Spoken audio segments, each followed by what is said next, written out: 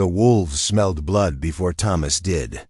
He watched their ears prick forward through the morning mist, their bodies going rigid with predatory focus as they stared down the ravine toward Miller's Creek. Something was wrong. In 23 years of trapping these Montana woods, Thomas had learned to read the language of wild things better than he'd ever read the words in books. Before we jump back in, tell us where you're tuning in from, and if this story touches you, make sure you're subscribed, because tomorrow I've saved something extra special for you. His hands moved automatically to check his rifle, fingers tracing the worn stock his father had carved with intricate patterns during the long winter of 1847. The gun hadn't been fired in anger for nearly 2 years, not since the incident that took his voice and left him with nothing but the whisper of wind through pine needles for conversation. The pack scattered as he approached, gray shadows melting into the timber like smoke. They'd been circling something down by the water's edge, their yellow eyes holding that particular hunger that came with fresh opportunity. Thomas descended the steep bank carefully, his buckskin boots finding purchase on the loose shale and frost-slicked roots that jutted from the earth like gnarled fingers. The creek ran shallow here, barely knee-deep even after the spring melt. But the current was swift enough to carry away secrets. Almost swift enough. What the wolves had found lay half-submerged against a fallen cottonwood, the massive trunk creating a natural dam of branches and debris that at first glance he thought it was a deer. The brown wool dress had darkened to the color of wet earth, and the slight frame curled beneath. It seemed too small, too fragile to be human. But deer didn't wear copper buttons or hand-stitched boots, even ones as worn and cracked as these. Thomas waded into the icy water, his breath forming small clouds in the crisp October air. The cold bit through his wool pants like the teeth of some invisible predator, but he'd felt worse, much worse. He knelt beside the figure and gently turned her over, expecting to find what the wolves had been anticipating. She was alive, barely but alive. Her skin held the waxy pallor of someone who'd spent too long fighting hypothermia, lips tinged blue as cornflowers, eyelids fluttering with the irregular rhythm of someone caught between consciousness and the dark. But it was her mouth that made Thomas's own scarred throat tighten with recognition. Blood had dried in thick, dark lines down her chin and neck, staining the collar of her dress in patterns that spoke of violence, not accident. Her lips were swollen, split, and when she tried to speak as he lifted her from the water, only a wet, strangled sound emerged. No words, no screams. Just the raw, animal noise of someone whose voice had been stolen. Thomas knew that sound. He'd made it himself once, 3 winters ago, when the claim jumpers caught him alone at his cabin and decided his tongue was too loose for their liking. The memory sent phantom pain shooting through the mangled remains of his own voice box, that familiar ache that reminded him daily of what men could do to each other. When they thought nobody was watching, he carried her up the bank like she weighed no more than a bundle of kindling, her head lolling against his shoulder with each step. Water streamed from her dress, leaving a dark trail on the pine needles and moss. She stirred once during the climb, her eyes opening to reveal irises the color of storm clouds, wide and terrified, and searching his face for some sign of intention. Thomas had learned to communicate with his eyes since the cutting. He let them soften, let them carry the message his ruined throat could never deliver. I won't hurt you. I know what it's like. You're safe now. Whether she understood or simply lacked the strength to resist, she went limp against him again, her breathing shallow but steady. He could feel her heartbeat through the wet wool, rapid as a bird's wing but growing stronger with each passing minute. Whatever had happened to her, whoever had done this terrible thing, she was a fighter. That much was clear. His cabin sat nestled in a grove of aspens about half a mile upstream, hidden from the main trail by a careful arrangement of deadfall and wild rosebush that he'd cultivated over the years. Privacy was a necessity in his line of work, but it had become something more since he'd lost his voice. The world had little patience for a man who couldn't speak its language, and Thomas had found peace in solitude. The interior was sparse but warm, built for function rather than comfort. A stone fireplace dominated one wall, its hearth blackened by countless evenings spent in silent contemplation. Hand-hewn furniture filled the space, a table where he cleaned his catches, chairs built to last through Montana winters, shelves lined with the tools of survival. Pelts hung from the rafters like primitive tapestries, and the air carried the mingled scents of wood smoke, leather, and the peculiar musk that clung to places where wild things had been skinned and prepared. He laid her on his own bed, the only one in the cabin, then set about building up the fire until the room glowed with warmth. She needed dry clothes, but propriety demanded caution, even in circumstances like these. Instead, he wrapped her in his heaviest wool blankets and positioned her close enough to the flames that the heat would drive the chill from her bones. While she slept, Thomas studied her face in the firelight. She was young, maybe 17 or 18, with sharp cheekbones and dark hair that had been roughly cut, as if someone had taken shears to it without care for appearance. Her hands, when he checked them for frostbite, were soft but bore the calluses of someone familiar with hard work. A farmer's daughter, perhaps, or a seamstress. Someone who'd known a life of labor before whatever catastrophe had brought her to Miller's Creek. The blood around her mouth had dried to a rust-colored crust that he cleaned away with careful strokes of a damp cloth. The damage beneath made his own throat constrict with sympathetic pain. Her tongue hadn't been cut entirely away, but enough had been taken that speech would be difficult, perhaps impossible. The wounds were several days old, already beginning the slow process of healing, but infection remained a constant threat. Thomas had some experience with such injuries, not from medical training, but from necessity.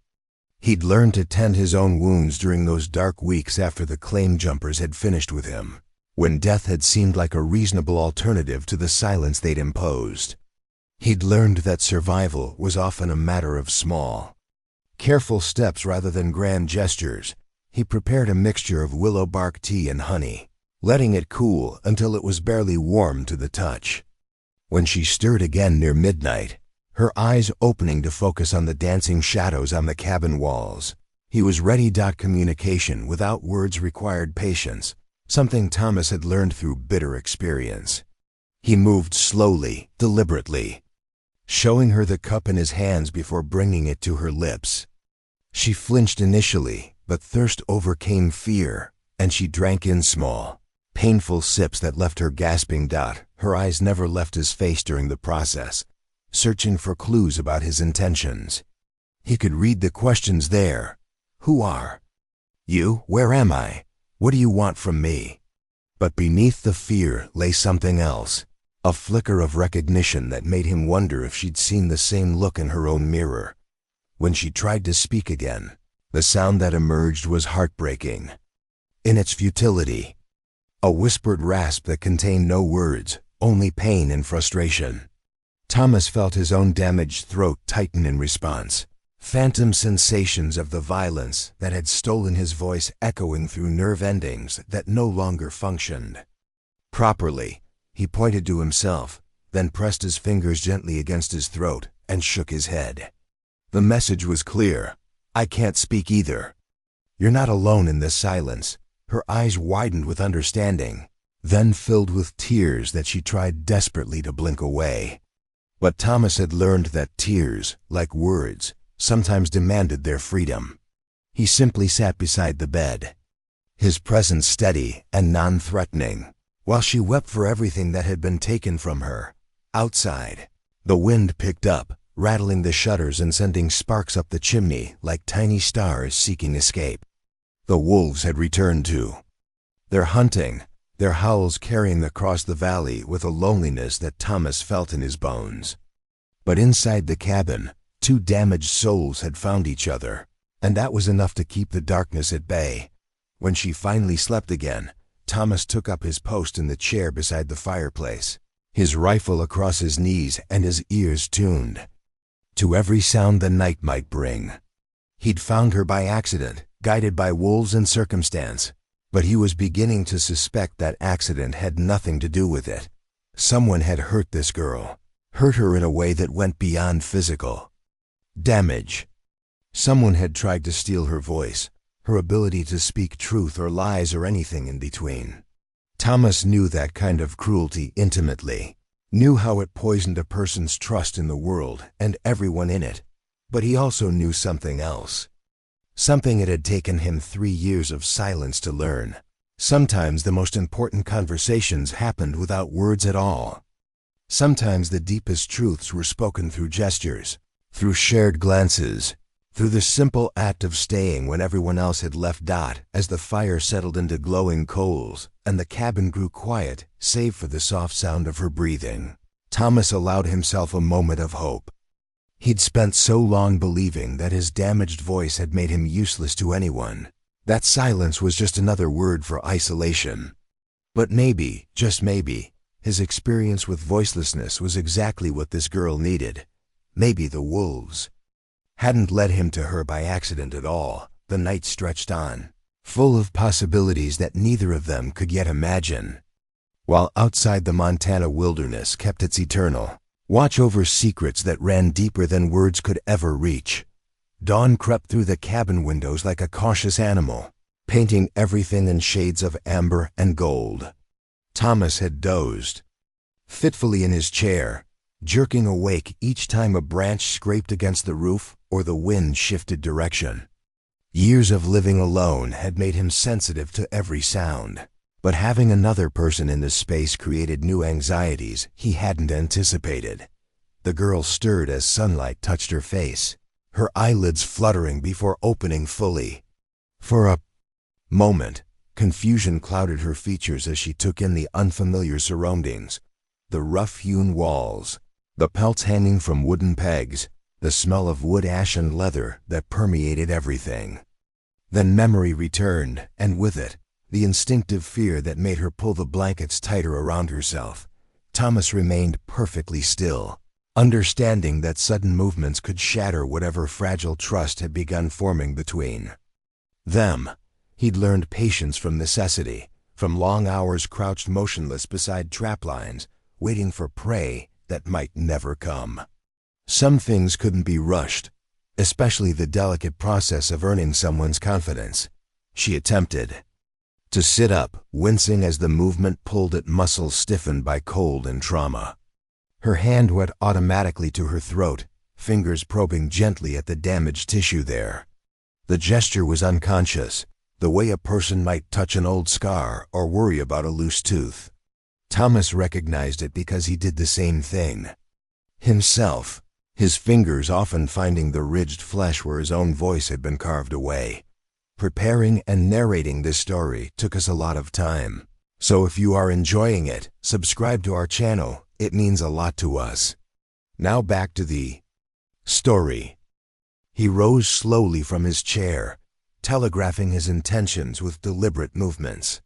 First, he added wood to the fire, coaxing the embers back to life with practiced efficiency. Then he moved to the stove, an iron behemoth that dominated one corner of the cabin, and began preparing breakfast. Cornmeal mush wasn't elegant, but it was gentle on a damaged throat and would provide the strength she needed to heal. While the porridge cooked, Thomas gathered supplies from around the cabin. A basin for washing, clean cloths, a small mirror, with a crack running diagonally across its surface. He'd avoided looking at his own reflection for months after the cutting, unable to bear the sight of what had been done to him. But healing required acknowledgement, and she would need to see the extent of her injuries to understand what lay ahead. He set everything on the table near the bed, then retreated to give her space. The girl watched his movements with the hypervigilance of someone who'd learned that survival depended on reading other people's intentions. Her eyes tracked every gesture, cataloging details that might prove crucial if she needed to flee or fight. The smell of cooking cornmeal filled the cabin, homey and comforting in a way that seemed to ease some of the tension from her shoulders. Thomas had learned that small acts of normalcy could be more powerful than grand gestures when it came to healing trauma. A warm meal, clean clothes, a safe place to sleep. These things spoke a language that transcended words. When the porridge was ready, he served it in wooden bowls that he'd carved himself during the long winter months when trapping was impossible. Each bowl bore intricate patterns that told stories: migrating geese, wolf tracks in snow, the phases of the moon. They were beautiful in their simplicity, functional art created by hands that had nothing else to occupy them during the dark season. He offered her a bowl, noting how her hands trembled slightly as she accepted it. The porridge was sweetened with wild honey and enriched with bits of dried berries he'd preserved from summer foraging. She ate slowly, carefully, each spoonful a conscious effort that reminded him of his own early struggles with eating after the injury. Thomas consumed his own breakfast in silence, giving her time to adjust to his presence. He'd discovered that sharing a meal could break down barriers in ways that conversation never could. There was something primal about eating together, a recognition of shared humanity that predated language itself. After breakfast, he showed her the wash-in basin and the clean clothes he'd laid out. They were his own garments, far too large for her slight frame, but they were dry and warm. He gestured toward a folded blanket that could serve as a privacy screen, then retreated to the far side of the cabin to give her space to change. While she tended to herself, Thomas busied himself with the familiar routines of morning preparation. He checked his trap lines on a mental map, calculating which ones needed attention and which could wait another day. The work would have to continue despite his unexpected guest. The pelts he collected were his only source of income, his connection to the wider world that had little use for a mute trapper. The sound of movement behind the blanket screen was soft, cautious. He could hear water splashing gently as she washed, the rustle of fabric as she changed clothes. When she emerged, swimming in his oversized shirt and pants that she'd rolled up to keep from tripping, she looked younger somehow, vulnerable, but also determined. She'd found the mirror and studied her reflection with the clinical detachment of someone assessing damage. Her fingers traced the healing wounds around her mouth, exploring the geography of her altered face. Thomas watched from the corner of his eye, remembering his own first examination of what the claim jumpers had left behind. The girl, he needed a name for her, even if only in his own mind, caught him watching, and their eyes met across the cabin. In that moment, a communication passed between them that was deeper than words. She was asking if the damage was as bad as it felt, and he was answering with complete honesty. Yes, it's bad, but you'll survive it. You'll find new ways to live. She nodded slightly, as if she'd heard every word he couldn't speak.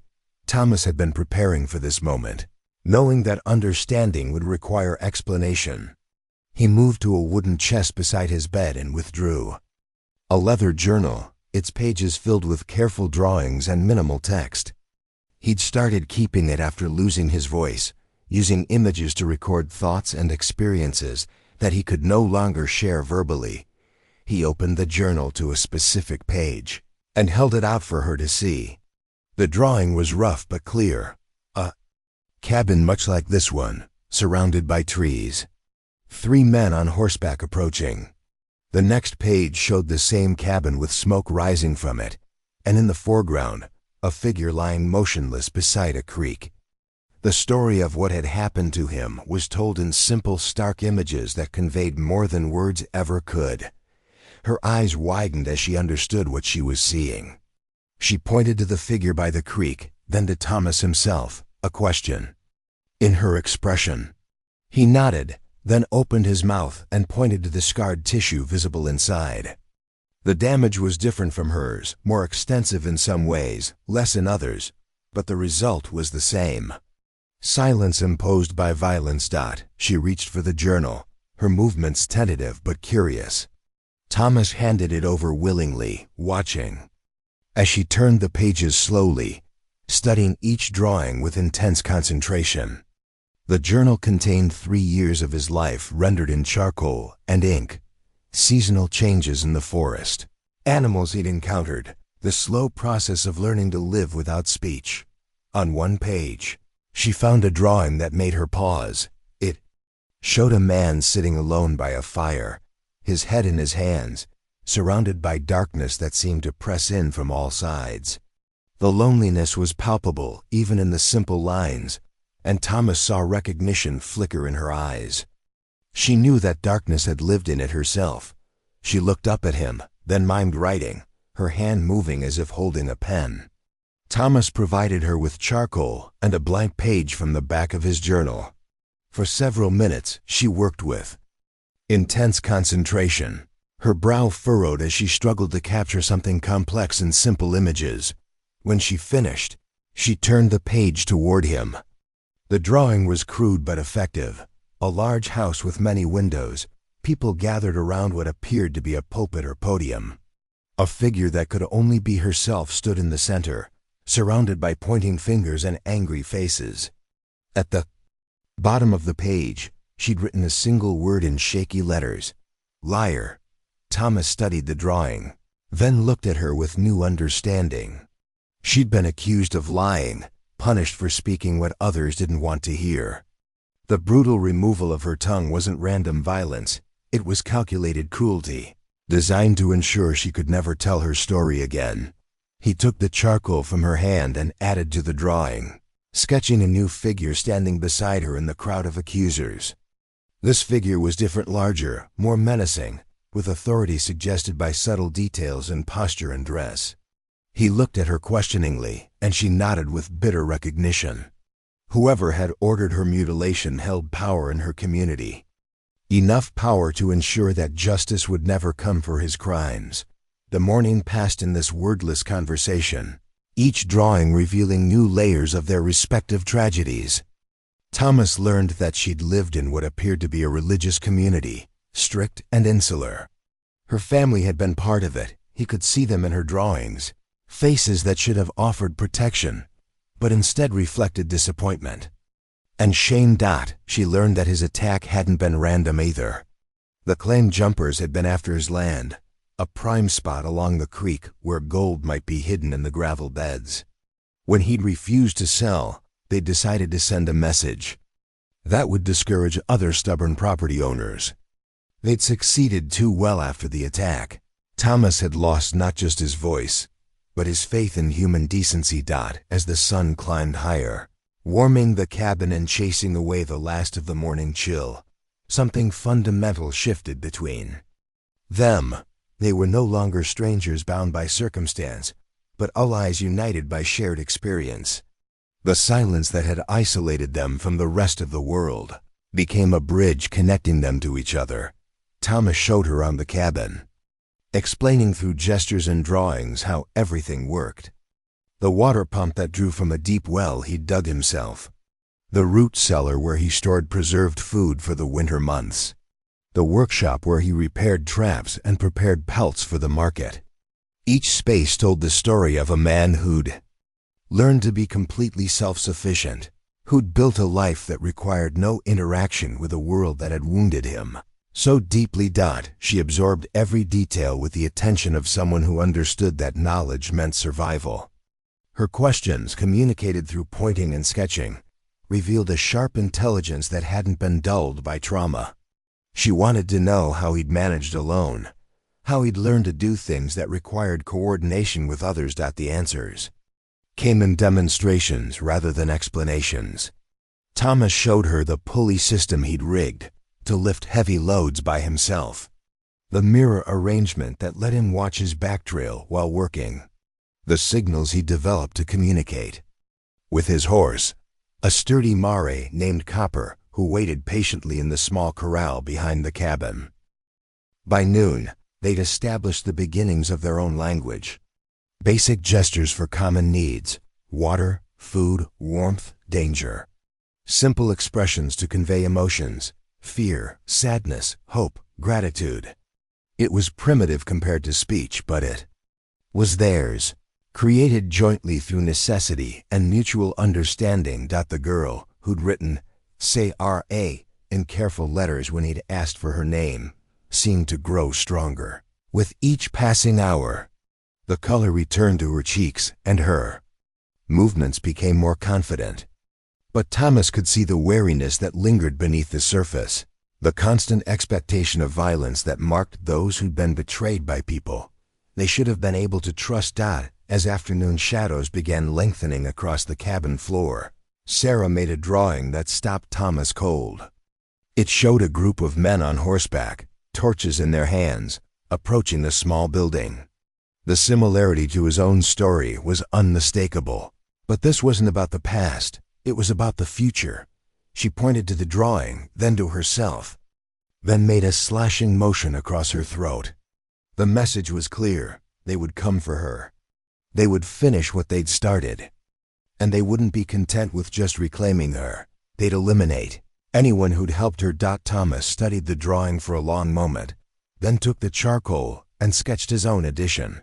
He drew himself standing between Sarah and the approaching riders, rifle in hand, with a simple message written beneath. Let them come. Sarah's eyes filled with tears, but she didn't cry. Instead, she reached out and touched his hand briefly, a gesture of gratitude that carried more weight than any speech could have managed. In that touch, Thomas felt something he hadn't experienced in 3 years of isolation, the knowledge that he was no longer alone. The afternoon wore on, filled with small revelations and growing trust. They were building something together, something that couldn't be destroyed by those who'd tried to silence them. It was fragile still, like a seedling pushing through rocky soil, but it was real. As evening approached and the forest outside began its transition to night, both Sarah and Thomas understood that their quiet sanctuary wouldn't remain undiscovered forever. The world had a way of finding those who tried to escape it, especially when powerful people had reasons to want them silenced permanently. But for now, in the golden light of late afternoon, they had each other and the beginning of hope. Sometimes, that was enough to build a future on, even when the past seemed determined to destroy it. The fire crackled softly in the hearth, casting dancing shadows on the walls where their drawings told stories of pain transformed into purpose. Outside, the Montana wilderness stood guard over secrets that ran deeper than words, while inside, 2 damaged souls continued learning the language of survival. The first week passed like pages, turning in a book written in a language only they could read. Sarah's strength returned gradually, measured not in words, but in the steadiness of her hands as she helped Thomas with daily tasks, in the way she no longer startled when shadows moved across the cabin windows, in the soft rhythm of her breathing. As she slept peacefully through the night, Thomas had expected awkwardness, the fumbling uncertainty that comes when 2 strangers are forced into close quarters. Instead, he discovered something he'd forgotten existed: harmony. Sarah seemed to understand his routines instinctively, anticipating his needs and fitting herself into the spaces of his solitary life without disrupting its careful balance. She proved remarkably adaptable, learning to read the forest's moods, as if she'd been born to wilderness living. When Thomas checked his trap lines each morning, Sarah would study the tracks left in the soft earth around the cabin, teaching herself to distinguish between the padded prints of lynx and the sharp indentations left by deer hooves. She learned to identify the warning calls of different birds, the rustle of wind through pine needles versus the deliberate movement of approaching animals. Their communication evolved beyond simple gestures into something more sophisticated. Sarah discovered that Thomas had carved symbols into various surfaces around the cabin, marks that indicated wind direction, temperature changes, the best times for different activities. She began adding her own symbols, creating a visual language that mapped their shared understanding of the world around them. The turning point came when Thomas decided to take her with him on his trapline rounds. He'd been reluctant initially, concerned about her stamina and worried that the forest might hold too many reminders of the violence that had brought her to him. But Sarah had made it clear through increasingly insistent gestures that staying alone in the cabin while he worked was becoming unbearable. They set out before dawn on a crisp morning when frost painted the fallen leaves silver and their breath formed small clouds in the crystalline air. Thomas carried his rifle and a canvas sack for collecting his catch, while Sarah wore clothes he'd modified to fit her smaller frame, a wool coat cinched with rope, boots stuffed with rags to keep them from slipping off her feet. The forest revealed itself slowly as they walked, layers of life becoming visible as the sun climbed higher and burned away the morning mist. Sarah proved to be a natural observer, pointing out details that even Thomas's experienced eye had missed. The subtle bend in a sapling that indicated a bear had passed by, the scatter pattern of pine cones that suggested a territorial squirrel, the way certain flowers grew only where underground water ran close to the surface. At the first trap, Thomas demonstrated the careful process of checking and resetting the mechanism. The trap held a marten, its dark fur sleek and undamaged decay. Good catch that would bring fair payment when he took his pelts to the trading post. He showed Sarah how to release the spring mechanism safely, how to examine the pelt for damage, how to reset the trap for maximum effectiveness. Sarah watched with intense concentration, her hands mimicking his movements as if she were memorizing every detail. When they reached the second trap, she gestured that she wanted to try the process herself. Thomas hesitated, then nodded, positioning himself close enough to intervene if necessary. Her hands were smaller than his, better suited to the delicate work of trigger adjustment. She moved with surprising confidence, resetting the mechanism with the precision of someone who understood that small mistakes could have painful consequences. When she finished, she looked to Thomas for approval, and he nodded with genuine respect. She was a quick learner, unafraid of the practical realities of survival. They worked their way through the entire line, a circuit that took them deep into the forest and back again. By noon, they'd collected 3 martens, a fisher, and a raccoon, a productive morning by any standard. But more importantly, Sarah had proven herself capable of sharing Thomas's work, of contributing to their mutual survival rather than simply depending on his charity. They ate lunch beside a beaver pond, sharing jerky and water while watching the industrious animals repair their dam. Sarah sketched in the journal Thomas had given her, capturing the scene with quick, sure strokes that revealed an artistic talent he hadn't suspected. Her drawings were different from his, more detailed, more concerned with beauty than simple communication. When she showed him the sketch, Thomas was struck by how she'd captured not just the physical reality of the pond, but something more ephemeral. The sense of peace that came from watching creatures go about their ancient business, undisturbed by human concerns. It was the first time he'd seen her draw something purely for the joy of creation rather than necessity. That afternoon, as they walked back toward the cabin, Sarah began teaching Thomas her own form of communication. She'd developed a system of hand signals during her time in the religious community, ways of conveying complex ideas without speaking aloud. Some were practical signals for different numbers, directions, warnings. Others were more abstract, gestures that captured emotions or concepts that had no simple visual equivalent. Thomas found himself fascinated by the elegance of her system. Where his own post-injury communication had been crude and functional, Sarah's signals were almost dance-like, fluid movements that seemed to grow naturally from her thoughts. She taught him the sign for beautiful, a graceful spreading of fingers that somehow contained the essence of aesthetic appreciation. She showed him hope, a gesture that involved lifting the hands toward the sky with palms open, as if offering something precious to the heavens. By evening, they'd established routines that felt as natural as breathing. Sarah would tend the fire while Thomas cleaned and prepared the day's catch. He would cook while she organized their equipment for the next day's work. They would eat together in companionable silence, then spend the evening hours by firelight, working on trap repairs while she sketched or sewed, mending the clothes they both wore with careful, even stitches. The cabin began to change under Sarah's influence. Small improvements appeared daily, Wildflowers arranged in a tin cup on the table, stones arranged in pleasing patterns on the windowsill, scraps of colorful fabric hung to catch and redirect sunlight. She was making the space beautiful, without changing its essential character, adding touches of grace to Thomas's purely functional arrangements.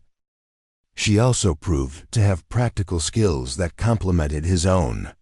Sarah knew herbs and their properties, knowledge gained from her time in a community that relied heavily on traditional medicine. She showed Thomas which plants could reduce inflammation, which could calm an upset stomach, which could help wounds heal faster. Her additions to their food stores included roots and berries he'd overlooked, plants that added nutrition and flavor to their simple meals. More importantly, she understood preservation techniques that Thomas had never mastered. Under her guidance, they began preparing for winter with a thoroughness that surprised him. She knew how to smoke meat properly, how to dry vegetables so they retained maximum nutrition, how to create preserved foods that would remain edible for months. Their days developed a rhythm that felt both purposeful and peaceful. Morning trap checks gave way to afternoon projects, repairing equipment, gathering supplies, preparing for the harsh season ahead. Evenings were for companionship, for the quiet sharing of presence that both of them had been missing for so long. Thomas found himself changing in ways he hadn't expected. The bitter edge that had marked his thoughts since the attack began to soften. He laughed more silent laughter that shook his shoulders and crinkled his eyes, but laughter nonetheless. Sarah's resilience inspired him to remember parts of himself he'd thought were lost forever. Sarah, too, was transforming. The hunted wariness that had characterized her first days in the cabin gradually gave way to something more confident. She still bore the scars of her ordeal, still woke sometimes in the night with terror etched across her features, but she was healing in ways that went beyond the physical. She began leaving the cabin on her own, short expeditions to gather plants or simply to sit in the forest and draw. Thomas worried initially, but he recognized the need for solitude, for the chance to test her own strength without his protective presence. When she returned from these solo journeys, there was always something new in her sketches, a different perspective on familiar scenes, details he'd never noticed despite years of living in the same landscape. Their partnership deepened as autumn progressed. Sarah proved adept at reading weather signs, often predicting storms hours before they arrived. Thomas learned to trust her instincts, adjusting their work schedule based on her forecasts. She was usually right, leading him to wonder what other skills she possessed that hadn't yet revealed themselves. The question of her past remained largely unspoken between them. Thomas could see pieces of her story in her behavior, the way she flinched at sudden movements, the nightmares that sometimes interrupted her sleep, the instinctive fear that crossed her face when they heard horses on distant trails. But he also recognized her reluctance to revisit those memories, and he respected her privacy. Healing required its own timeline, and trust couldn't be rushed. Instead, they focused on building something new together. Sarah began contributing her own innovations to their trapline system, suggesting modifications that increased their success rate. She had an intuitive understanding of animal behavior that complemented Thomas's learned expertise. Together, they were more effective than either could have been alone. The cabin itself evolved under their shared occupancy. Thomas built Sarah her own sleeping area, a small alcove he partitioned with hung blankets that gave her privacy while keeping her close to the warmth of the main fireplace. She made it her own with small decorative touches, creating a space that felt distinctly feminine without being frivolous. They established new traditions that had nothing to do with survival and everything to do with joy. Sarah would sketch Thomas at work, capturing moments when he was unaware of her attention.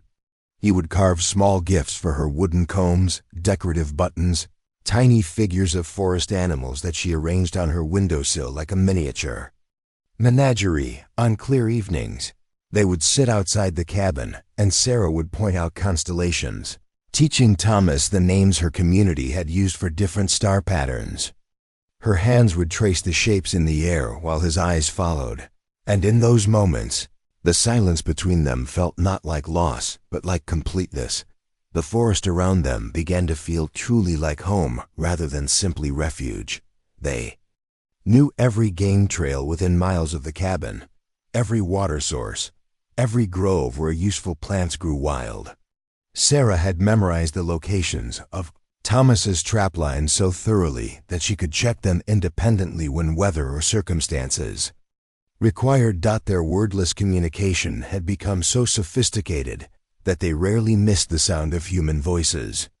They could discuss complex plans, share observations about weather or wildlife, even argue about the best approach to various tasks, all without speaking a word.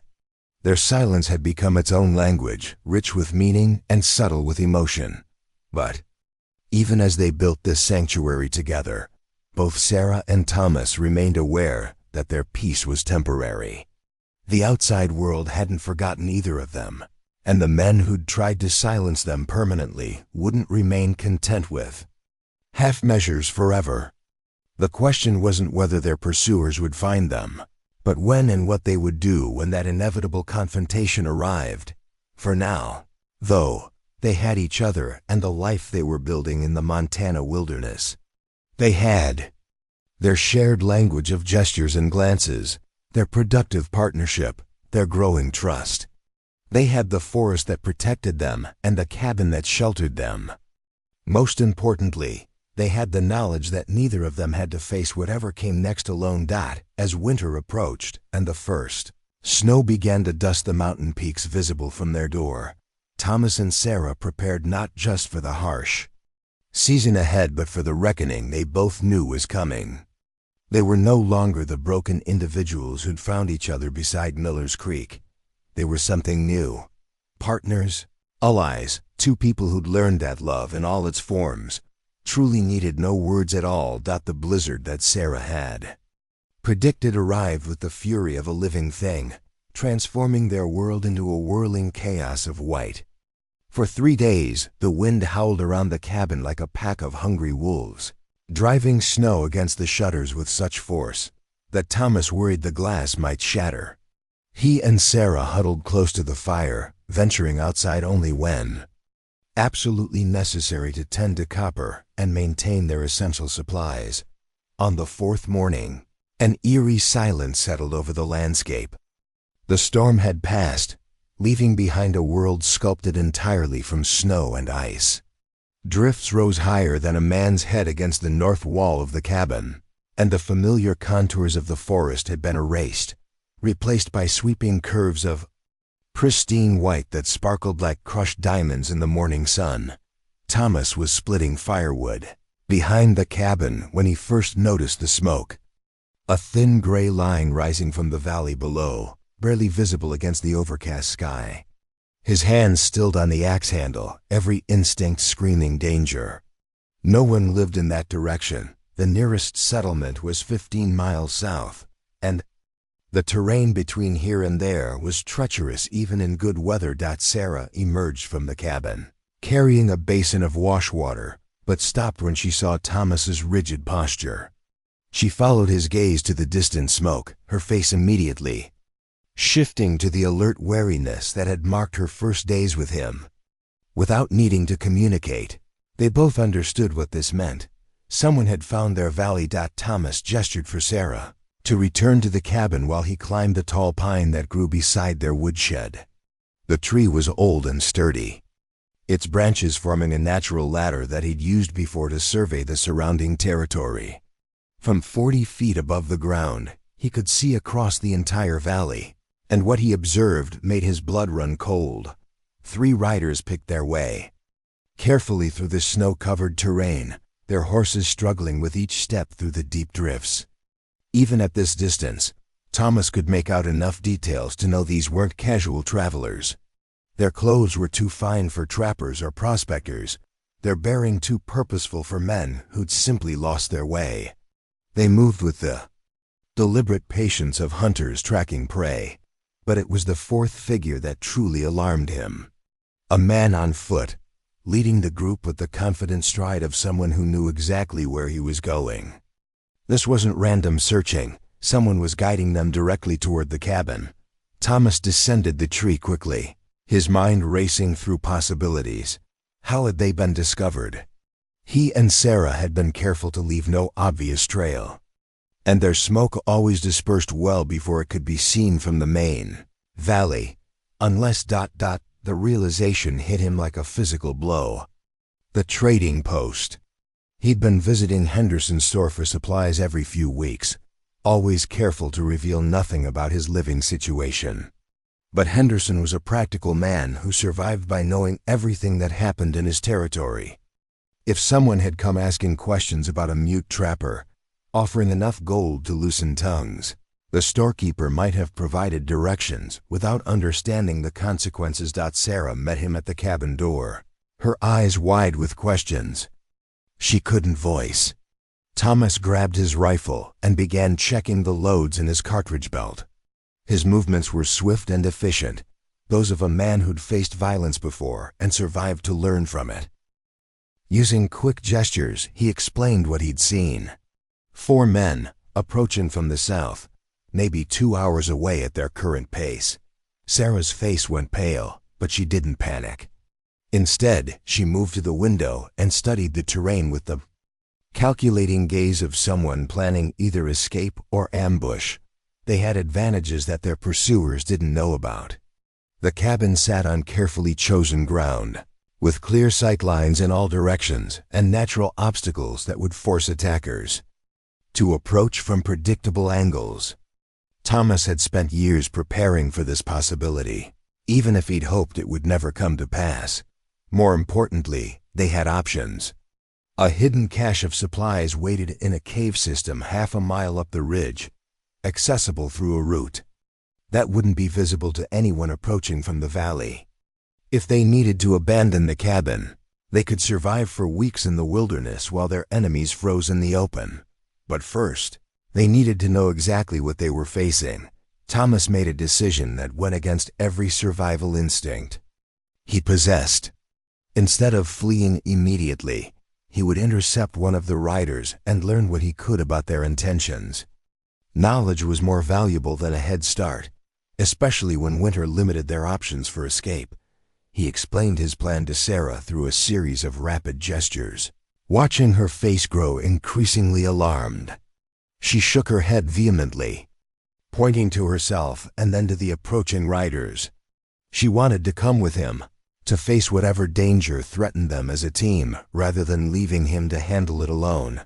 Thomas understood her feelings, but he also knew that this confrontation required stealth and speed that would be impossible with 2 people. He needed to move through the forest like a ghost, to get close enough to overhear conversations without being detected. Sarah's presence would double the risk of discovery and have their chances of learning useful information. After several minutes of increasingly urgent gestures, Sarah finally nodded her reluctant agreement. But her eyes held a stubborn determination that Thomas recognized all too well. She would wait at the cabin as requested, but she would also be ready to act if events went badly. Thomas gathered his equipment quickly: rifle, ammunition, his father's hunting knife, and a small pack containing emergency supplies. He kissed Sarah's forehead gently, a gesture that surprised them both with its tenderness, and then slipped out the cabin's back door into the crystal-clear morning. The snow was both a blessing and curse. It would muffle his footsteps and provide camouflage, but it would also preserve every track he made. Thomas chose his route carefully, following game trails where possible and sticking to areas where wind had scoured the snow away from rocky surfaces. He moved through the forest with the patient deliberation of a predator, every sense alert for signs of danger. The approaching riders were still more than a mile away, but sounds carried far in the thin mountain air, and Thomas didn't want to stumble into an advance scout or hunting party. It took him nearly an hour to reach the vantage point he'd selected, a rocky outcrop that overlooked the main trail into their valley. From here, He could observe the approaching party without being seen, and the wind direction would carry their voices to his hiding place while masking any sounds he might make. The riders came into view just as the sun reached its zenith. There, horses steaming in the cold air as they paused to rest the animals and study the terrain ahead. Thomas recognized the type immediately: bounty hunters or hired guns, men who made their living pursuing those who'd crossed powerful people. The leader was a lean man with graying hair and the weathered face of someone who'd spent decades outdoors. His clothes were expensive but practical, and the rifle across his saddle was a precision instrument rather than a working tool. This was a professional, someone who approached his work with the same methodical care that Thomas brought to trapping. Other two riders were younger, harder looking, with the restless energy of men who preferred violence to patience. They spoke in low voices, their words carrying clearly in the still air, and what Thomas heard made his blood freeze. "Track leads straight up this valley," the leader was saying, his voice carrying the authority of someone accustomed to command. "Henderson said the mute trapper has a cabin somewhere up here, probably hidden in the trees. We find him, we find the girl. What if he doesn't want to give her up?" One of the younger men asked, his hand resting casually on his gun butt. "Henderson said he's been trading alone for years. Might not be kind to visitors." The leader's laugh was devoid of humor. "Then we'll explain the situation to him. Simple choice: hand over the girl, or we burn his cabin with him inside it. Either way, she comes back with us. What about the reward?" The third man interjected. $500 is a lot of money, but if we have to kill anyone to collect it, the reward is for bringing her back alive," the leader said firmly. "What we have to do to accomplish that is our business. The preacher wants her silenced permanently, and he's willing to pay well for the privilege.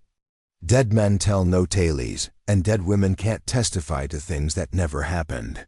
Thomas felt rage building in his chest, a burning anger that made his hands shake as he gripped his rifle.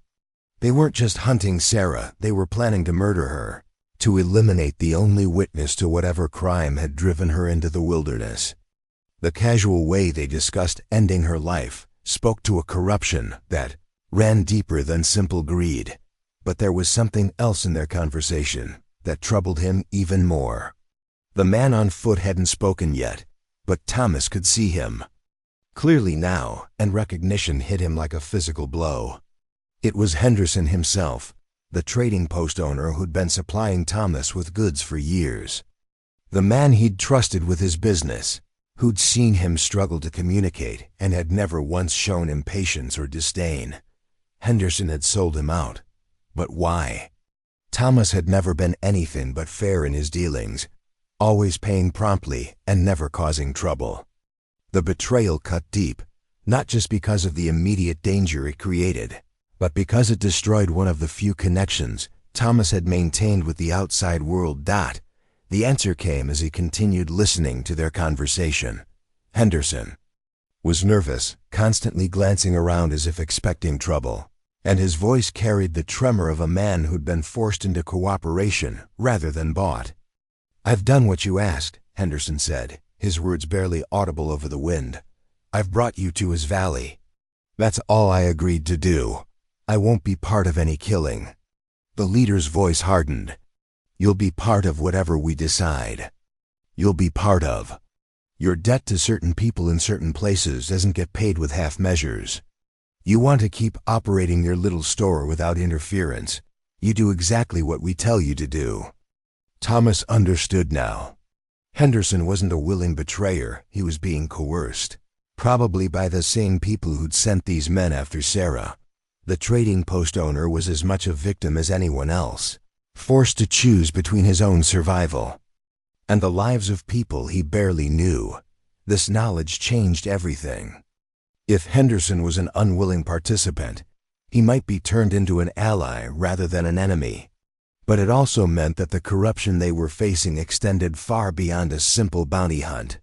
Whoever wanted Sarah dead possessed enough power. to threaten legitimate businessmen hundreds of miles from the original crime.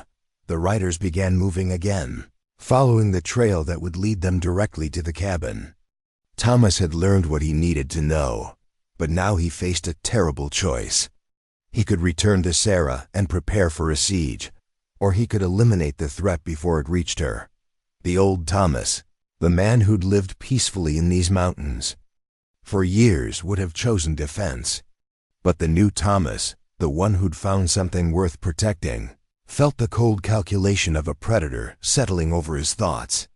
These men had come to murder an innocent woman, and they'd shown no hesitation in discussing the casual violence they planned to employ. Thomas made his choice.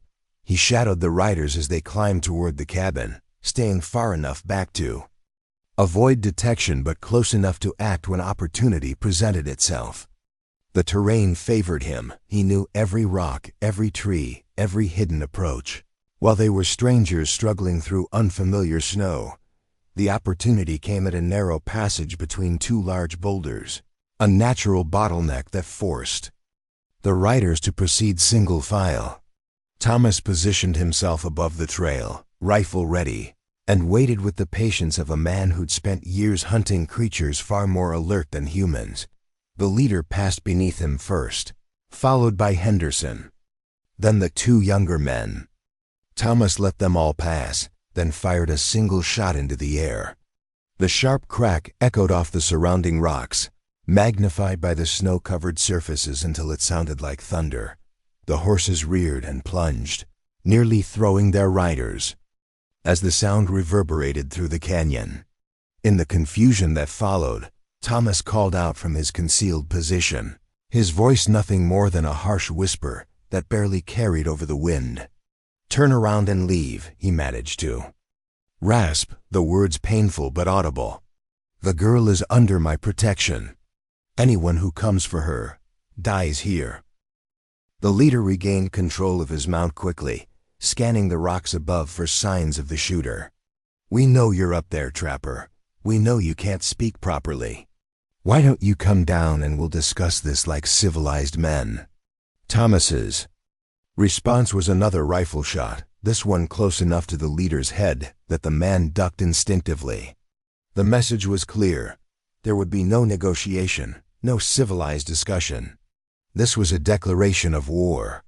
"You're making a mistake," the leader shouted, his voice carrying a new edge of anger. "There are 4 of us and 1 of you. We can wait you out, or we can burn you out. Either way, we're taking the girl." But Thomas was already moving, slipping away from his position like smoke. He knew these mountains better than anyone knew every hidden path and secret route. He could be anywhere, striking from any direction, and his enemies would never see him coming. The psychological war had begun, and Thomas held every advantage except numbers. By the time the riders reached the cabin, they would be looking over their shoulders at every shadow, jumping at every sound. Fear would be his greatest weapon, and he intended to use it ruthlessly. As he made his way back toward the cabin through routes that would leave no trail, Thomas thought about the conversation he'd overheard. A preacher who wanted Sarah silenced. A web of corruption that extended far beyond their mountain sanctuary. Powerful people who were willing to kill to protect their secrets. Whatever had happened to Sarah in her former life, whatever truth she'd tried to tell, it was dangerous enough to warrant murder. And now Thomas was the only thing standing between her, and the men who'd been sent to ensure her silence became permanent. The cabin came into view through the trees, smoke rising peacefully from its chimney, Sarah's small figure visible in the window as she watched for his return. She looked so vulnerable, so alone, and Thomas felt his resolve harden into something unbreakable. He'd lost his voice to violent men who'd thought silence would make him powerless, but they'd been wrong. In the deepest quiet, he'd found a strength that words could never express. And now he would use that strength to protect the woman who'd taught him that love truly needed no voice at all. The war for their sanctuary was about to begin, and Thomas intended to win it, no matter the cost. Sarah saw him approaching through the trees, and opened the cabin door before he reached the threshold. Her eyes searched his face, reading the grim determination. They're like words written in a familiar script. She didn't need to ask what he'd discovered, his expression told her everything she needed to know. Thomas moved quickly to the gun cabinet, retrieving additional weapons and ammunition. His movements were methodical, purposeful, those of a man preparing for war rather than hoping for peace. Sarah watched him for a moment, then began her own preparations, gathering medical supplies and emergency provisions with the efficiency of someone who'd learned to pack for flight on short notice. They worked in perfect synchronization, each anticipating the other's needs without spoken communication. Thomas secured the cabin's vulnerable points, reinforcing the shutters, positioning furniture to create defensive barriers, ensuring clear sight lines from every window. Sarah prepared their emergency supplies, dividing food and medical equipment into portable bundles that could be grabbed quickly if evacuation became necessary. The afternoon light was fading when they heard the first sounds of approach. Horses nickering in the distance, the creak of leather saddles, the low murmur of voices carried on the wind. Thomas positioned himself at the front window while Sarah took the back, both of them armed and ready.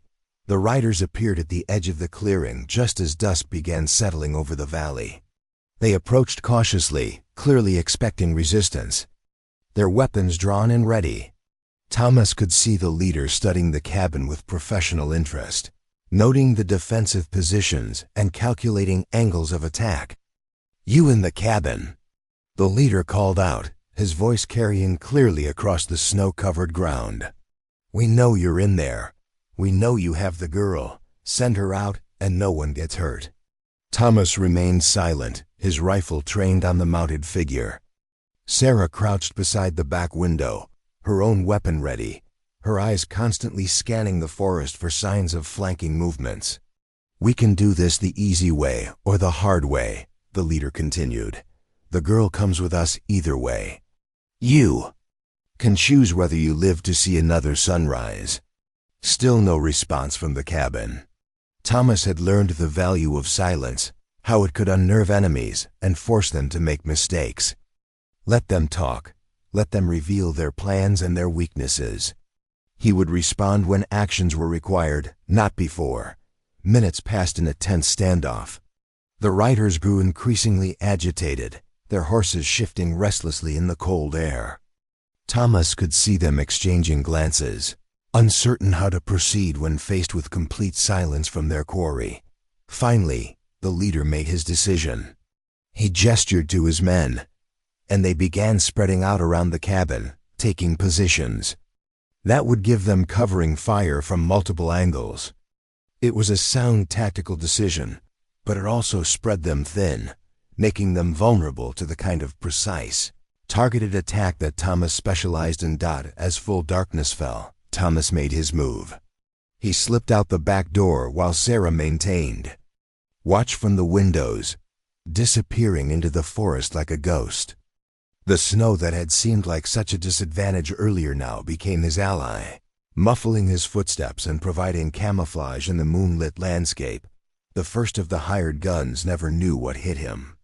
Thomas emerged from the shadows behind a large pine tree, his father's hunting knife finding its mark with silent efficiency.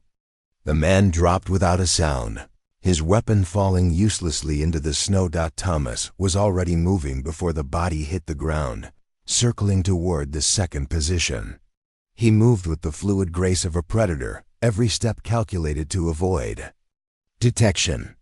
The remaining gunmen would be listening for any sign of movement, their nerves stretched tight by the unnatural quiet.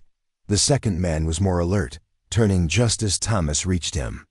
But alertness wasn't enough to overcome years of experience and the advantage of surprise. Thomas's rifle butt connected with the man's skull with a sound like breaking wood, and another threat was eliminated. From inside the cabin, Sarah heard the sounds of struggle, brief, muffled, quickly over. She couldn't see what was happening, but she could feel the shift in the atmosphere, the way the very air seemed to change as Thomas reduced the odds. Against them, the leader realized something was wrong when his men stopped responding to his whispered commands. He called out again, his voice carrying a new edge of uncertainty. "Miller Johnson." "Report." Only silence answered him. Henderson, who'd been positioned near the horses, began backing away from the cabin, his face pale with growing panic. He'd signed up to guide these men to their destination, not to participate in a massacre. The casual violence they'd discussed so easily in daylight seemed far more real and terrifying in the darkness. "We need to leave," Henderson whispered urgently. "This isn't what I agreed to do. People are dying." The leader's response was swift and brutal. His pistol appeared in his hand as if by magic, the barrel pressing against Henderson's forehead. "You're not going anywhere, old man. You brought us here, and you're going to help us finish this." But Thomas was already moving again, circling toward their position with the patience of a hunter who knew his prey was trapped. He could see the leader's silhouette against the snow, could hear the terror in Henderson's voice. The situation was deteriorating rapidly, and Thomas needed to end it before more innocent people were hurt. The shot, when it came, was precise and final. The leader's pistol flew from his hand as Thomas's bullet shattered his wrist, sending him screaming to his knees in the snow. Henderson scrambled away from the wounded man, his own weapon forgotten in his panic. "Henderson!" Thomas called out, his damaged voice barely audible but carrying clearly in the still air. "Go home. Tell no one what happened here. Forget you ever saw this place." The trading post owner needed no further encouragement. He stumbled toward the horses, his hands shaking as he untied his mount. Within minutes he was gone, disappearing into the forest with the desperate haste of a man who'd seen his own mortality reflected in another's eyes. The leader remained on his knees in the snow, clutching his shattered wrist and staring at the cabin with a mixture of pain and disbelief. His carefully planned raid had collapsed in minutes, his men dead or fled, his position hopeless. But even in defeat, his voice carried the venom of a man who'd made hatred his profession. "You think this is over?" he gasped, his words visible as steam in the cold air. "You think killing us solves anything? There are more coming. There will always be more coming. The girl has something powerful people want destroyed, and they won't stop until she's dead." Thomas emerged from the shadows, his rifle trained on the wounded man. In the moonlight, his face was stone, carved from the same granite that formed the mountains around them. He'd heard similar threats before, from the men who'd taken his voice, and he'd learned not to be intimidated by the boasts of those who fought for money rather than principle. "Who sent you?" Thomas whispered, his voice carrying despite its weakness. "Who wants her dead?" The leader's laugh was bitter, filled with the knowledge that his life was measured in heartbeats. "Preacher Matthias sends his regards. Says to tell the girl that God's judgment can't be escaped, no matter how far she runs." Sarah appeared in the cabin doorway, her rifle held ready, her face pale but determined. She'd heard the conversation, understood the implications. The name Matthias meant something to her. Thomas could see the recognition in her eyes, followed immediately by a fear deeper than anything she'd shown before. "Matthias," she tried to whisper, the sound barely escaping her damaged throat. The effort brought tears to her eyes, but she persisted, needing to communicate this critical information. She pointed to herself, then made a slashing motion across her throat, then gestured toward the forest where other enemies might be hiding. Thomas understood. Matthias was the one who'd ordered her mutilation, the source of the corruption that had driven her into the wilderness. And if he was powerful enough to send professional killers hundreds of miles into the Montana territory, then this was far from over. The leader was losing consciousness, his life bleeding away into the snow. With his last breath, he delivered one final message. "She knows. About the children. Can't let her ... tell ... Then he was gone, leaving only questions and the certainty that their peaceful sanctuary had been shattered forever. Thomas knelt beside the dying man, searching his pockets for anything that might provide more information. He found letters, travel documents, and a substantial amount of gold, enough to confirm that whoever had sent these men possessed serious resources. But it was the photograph he found in the leader's coat pocket that truly chilled him. It showed Sarah, younger and dressed in the plain clothes of a religious community, standing beside a group of children. Her face was bright with innocence, untouched by the trauma that would later steal her voice. On the back of the photograph, someone had written in careful script, "The witness must be silenced. The truth must be buried. God's work requires sacrifice." Thomas showed the photograph to Sarah, watching her face crumple as she recognized the children in the image. Whatever had happened to them, whatever truth she'd tried to tell, it was horrible. Enough to warrant murder. And now she was the only one left who could speak for the dead. The night was far from over. Thomas could sense other watchers in the forest, other enemies who'd hung back during the initial assault. Matthias had sent more than 4 men. He'd sent an army, and they were only beginning to reveal themselves. But Thomas was ready. He'd found something worth fighting for, something worth dying for. And he would teach these men what happened when they threatened the innocent in his mountains. The war for their sanctuary was just beginning. The photograph trembled in Sarah's hands as memories flooded back with devastating clarity. The children's faces stared up at her from the yellowed paper. Timothy with his gap-toothed smile, little Mary clutching her rag doll, Samuel who always asked too many questions during scripture readings. All of them are gone now, their voices silenced forever by the man who called himself a servant of God. Thomas watched the transformation that overtook her features, seeing the exact moment when survival instinct gave way to something far more dangerous, the fury of someone who'd lost everything and had nothing left to fear. Sarah's grip tightened on her rifle as she studied the photograph, her lips moving soundlessly as she counted faces, remembered names, cataloged the dead. A sound from the forest broke the spell, the snap of a branch under someone's foot, followed by the hasty scramble of retreat. They weren't alone. Thomas estimated at least 3 more watchers remained hidden in the tree line, probably more skilled than the men who'd made the initial assault. Matthias hadn't survived this long by underestimating his enemies or sending all his resources into a single attack. Thomas gathered the dead men's weapons quickly, redistributing ammunition and checking each rifle's condition. Professional killers carried quality equipment, and he would need every advantage in the fight ahead.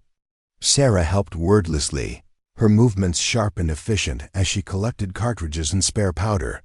Inside the cabin, they barricaded themselves behind overturned furniture and prepared for siege warfare. Thomas positioned himself at the front window while Sarah covered the back approaches, both of them settling into the patient rhythm of defenders who knew their enemies held superior numbers but inferior position. The attack came just before midnight, heralded by the whistle of arrows rather than the crack of gunfire. Thomas threw himself sideways as a flaming shaft buried itself in the wooden shutter beside his head, the arrowhead wrapped with oil-soaked cloth that immediately began spreading fire across the dry timber. "Fire arrows," he rasped to Sarah, already moving to stamp out the flames before they could catch hold. "They're trying to burn us out." More arrows followed in rapid succession, each one carrying its payload of destruction toward the cabin's vulnerable wooden walls. Some missed their mark entirely, burying themselves harmlessly in the snow, but others found their targets with devastating accuracy. Within minutes, small fires were spreading across the roof and walls, filling the interior with choking smoke. Thomas made a desperate calculation. They could stay and fight the fires, probably saving the cabin but leaving themselves vulnerable to the gunmen who would surely follow the arrows. Or they could abandon their sanctuary and make their stand in the forest, where Thomas's knowledge of terrain would balance the odds, but where winter exposure could kill them just as surely as bullets. Sarah made the decision for him. She grabbed their emergency packs, and headed for the back door. Her eyes streaming from the smoke, but her movements purposeful and controlled. She'd already lost one home to Matthias's violence. She wouldn't watch another burn while they cowered inside. They slipped out into the night, just as the cabin's roof began to catch fire in earnest. The flames illuminated the clearing like daylight, destroying their night vision but also revealing the positions of their attackers. Thomas counted muzzle flashes from at least 6 different locations, more enemies than he'd anticipated, all of them now converging on the burning cabin.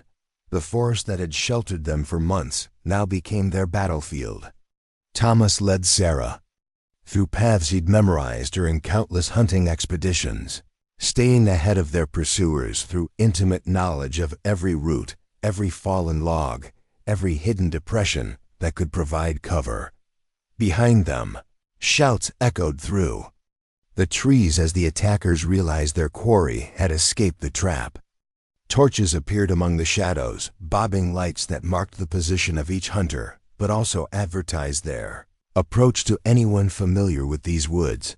Thomas had prepared for this possibility during his years of solitude, establishing cache sites throughout the forest where supplies waited for exactly this kind of emergency. The first cache lay hidden beneath a distinctive rock formation 2 miles from the cabin, accessible only to someone who knew precisely where to look. They reached it as the cabin's flames painted the sky orange behind them. Thomas pulled aside carefully arranged stones to reveal a waterproof container holding ammunition, dried food, winter clothing, and most importantly, a detailed map of escape routes he'd planned, but hoped never to use. Sarah studied the map by moonlight while Thomas distributed the supplies between their packs. Her finger traced potential paths through the wilderness, calculating distances and elevation changes with the skill of someone who'd learned to think strategically about survival. She pointed to a series of caves marked on the map's eastern edge, defensible positions where they could wait out pursuit or plan counterattacks. But Thomas shook his head, pointing instead to a different route that led deeper into the mountains. The caves would provide temporary shelter, but they were also traps waiting to be sprung. Better to stay mobile, to use the winter landscape as an ally rather than hiding behind static defenses that could be surrounded and overwhelmed. Their pursuers were closing in, the torchlight growing brighter as professional trackers followed the obvious trail through the snow. Thomas had expected this. Their footprints were impossible to hide completely, and daylight would make concealment even more difficult. But he'd learned from years of hunting that the best way to escape pursuit wasn't to hide your trail, but to use it as a weapon. He led Sarah to a frozen stream where the ice was thick enough to support their weight, but thin enough to crack under the heavier tread of mounted pursuers. They crossed carefully, testing each step, while behind them, the torch-bearing hunters followed their tracks directly onto the treacherous surface. The first horse broke through when they were halfway across the stream, sending both rider and mount plunging into the icy water. The man's screams echoed off the surrounding cliffs as hypothermia began its deadly work, but his companions couldn't risk stopping to help without suffering the same fate. Thomas and Sarah gained precious time as their enemies were forced to find an alternate crossing, but they used every minute wisely. The higher elevations offered different advantages: snow that wind had sculpted into concealing drifts, rocky terrain that would favor defenders over attackers, and most importantly, caves where 2 people could survive but larger groups would freeze. They climbed through the night, following game trails that barely existed, using techniques Thomas had learned from tracking wounded animals through impossible terrain. Sarah proved remarkably resilient, her smaller size actually an advantage in passages where larger pursuers would struggle to follow. By dawn, they'd reached the cave system Thomas had identified on his map, a network of interconnected chambers that honeycombed the mountainside like a limestone warren. The entrance was concealed behind a curtain of ice-covered vines, invisible to anyone who didn't know exactly where to look. Inside, the temperature was cold but stable, protected from the wind that could kill exposed travelers within hours. Thomas had cached supplies here too: blankets, food, medical equipment, and weapons enough to sustain a prolonged siege. More importantly, the caves offered something their attackers couldn't counter: multiple escape routes. Thomas had spent years exploring these passages, mapping connections that led to different valleys, different watersheds, different regions entirely. If necessary, they could disappear into the mountain's heart and emerge days later dozens of miles away. Sarah collapsed against the cave wall as adrenaline finally began to fade, her body shaking with exhaustion and delayed shock.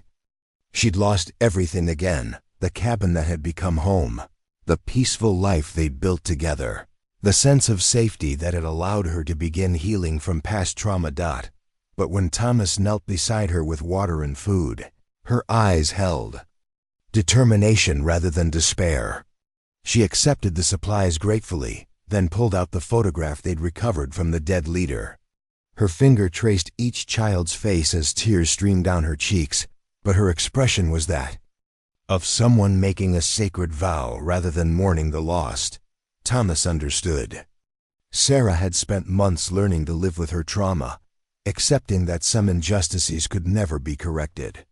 But seeing the photograph had changed everything. The children's faces had reminded her that silence wasn't always survival. Sometimes it was complicity. She began sketching in her journal, her hands moving with urgent precision as she documented everything she could remember about Matthias and his community. Names, faces, specific incidents she'd witnessed or suspected. The locations of graves that didn't match the stories told about their occupants. The pattern of children who disappeared over the years, always explained away by convenient accidents or sudden illnesses. Thomas watched her work, beginning to understand the magnitude of what she'd uncovered. This wasn't just about one corrupt preacher or even one isolated community. Matthias had built a network that allowed him to prey on the innocent while hiding behind religious authority. And Sarah was the only witness who'd survived long enough to document his crimes. Outside the cave, their pursuers were undoubtedly regrouping, calling for reinforcements, planning new strategies for tracking two people through hostile winter terrain. But inside the mountain's protective embrace, Sarah was becoming something more dangerous than any witness. She was transforming into an avenging angel who would no longer be silenced.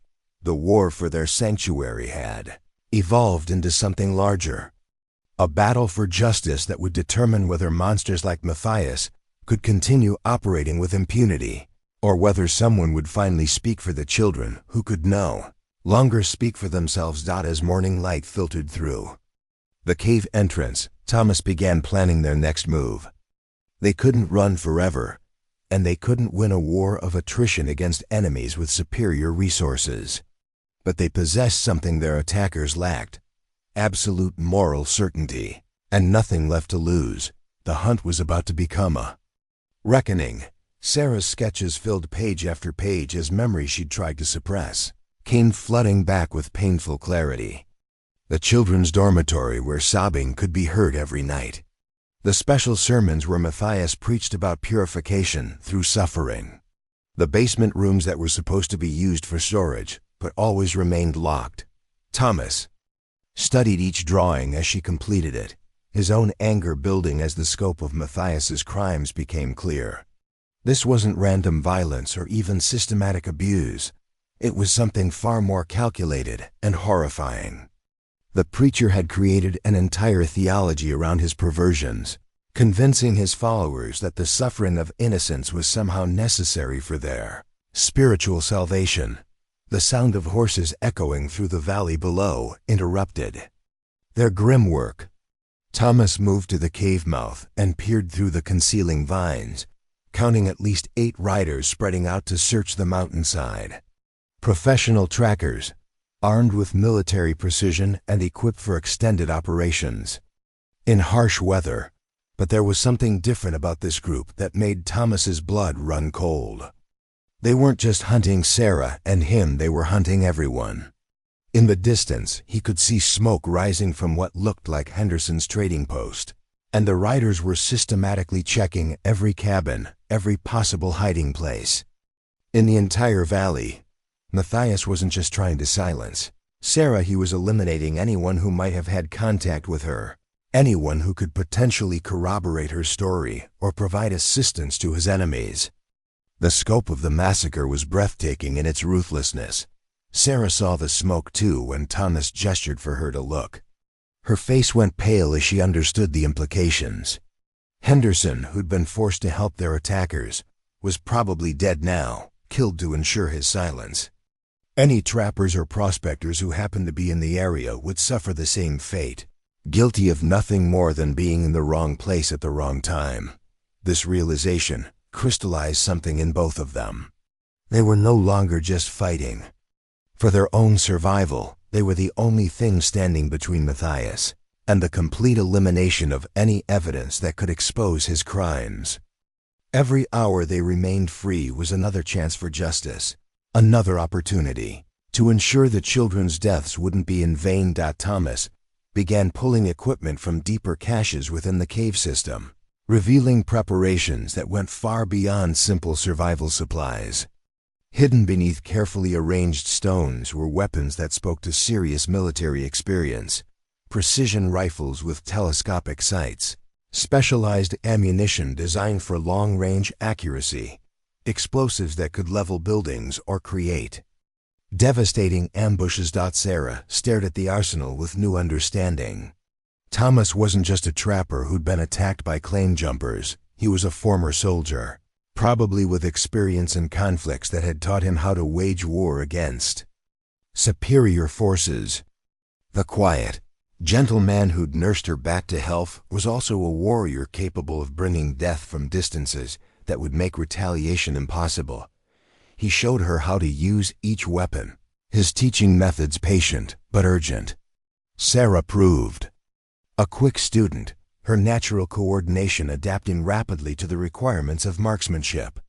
Her smaller hands were actually an advantage with some of the lighter weapons, allowing for steadier aim and faster target acquisition. But it was when Thomas revealed the final cache that Sarah truly understood what they were planning. Surveying equipment, detailed maps of the surrounding territories, and most tellingly, a thick folder containing what appeared to be legal documents and correspondence with authorities in distant cities. Thomas had been preparing for this war long before Sarah arrived. The attack on him hadn't been random. It had been part of a larger pattern of violence that he'd been investigating for years. His isolation wasn't just about healing from trauma. It was about building a case that could bring down corrupt officials and their criminal associates. Sarah's arrival had provided the missing piece of a puzzle Thomas had been assembling for nearly 3 years.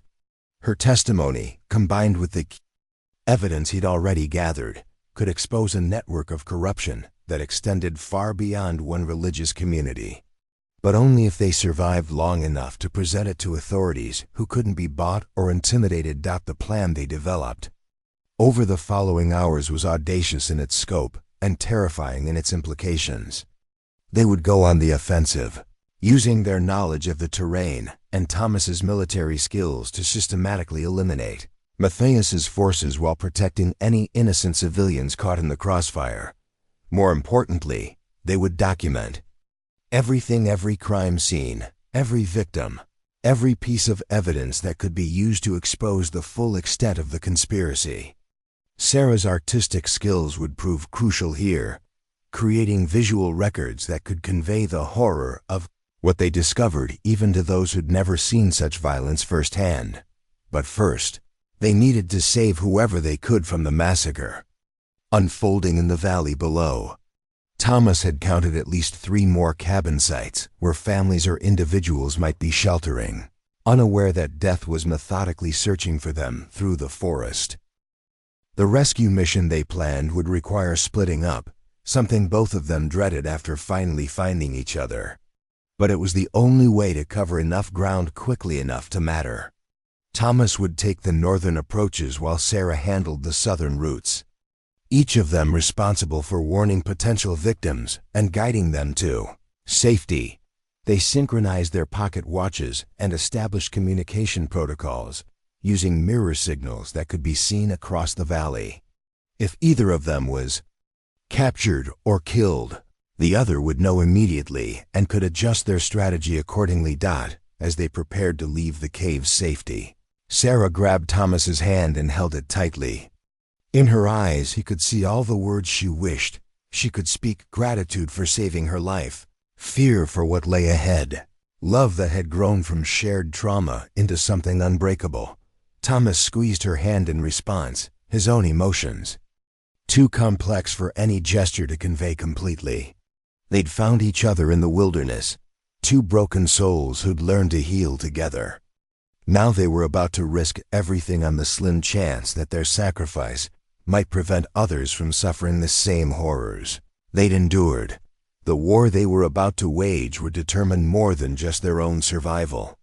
It would decide whether evil could operate with impunity in isolated places, or whether even the most powerful predators could be brought to justice by those brave enough to speak truth in the face of overwhelming odds.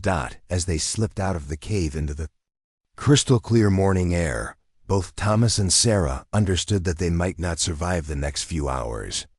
But they also knew that some things were worth dying for, and the memory of innocent children who'd never had the chance to grow up was one of them. The hunt had become a holy war, and they intended to win it or die trying. Behind them, the cave held all the evidence they'd need to expose Matthias's crimes, if anyone survived to present it. Ahead lay a valley full of killers who'd been ordered to leave no witnesses alive. And between the safety of retreat and the uncertainty of battle, two people who'd lost their voices to violence, prepared to let their actions speak louder than words ever could.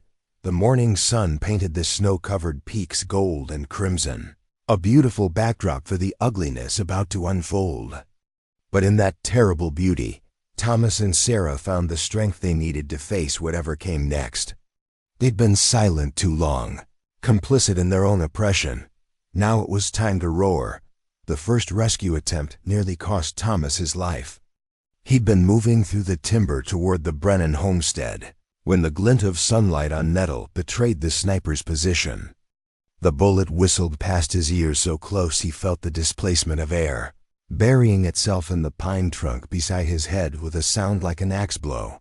Thomas dropped flat behind a fallen log, his mind automatically calculating angles and distances.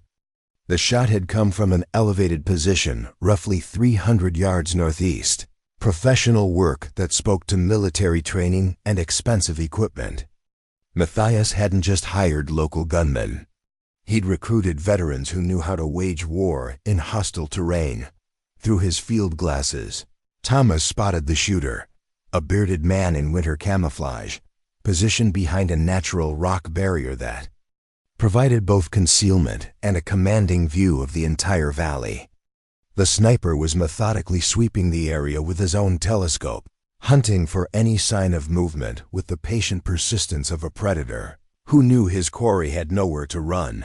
But the sniper had made one crucial mistake. He'd assumed Thomas would behave like an amateur, panicking after the near miss and revealing his position through desperate movement.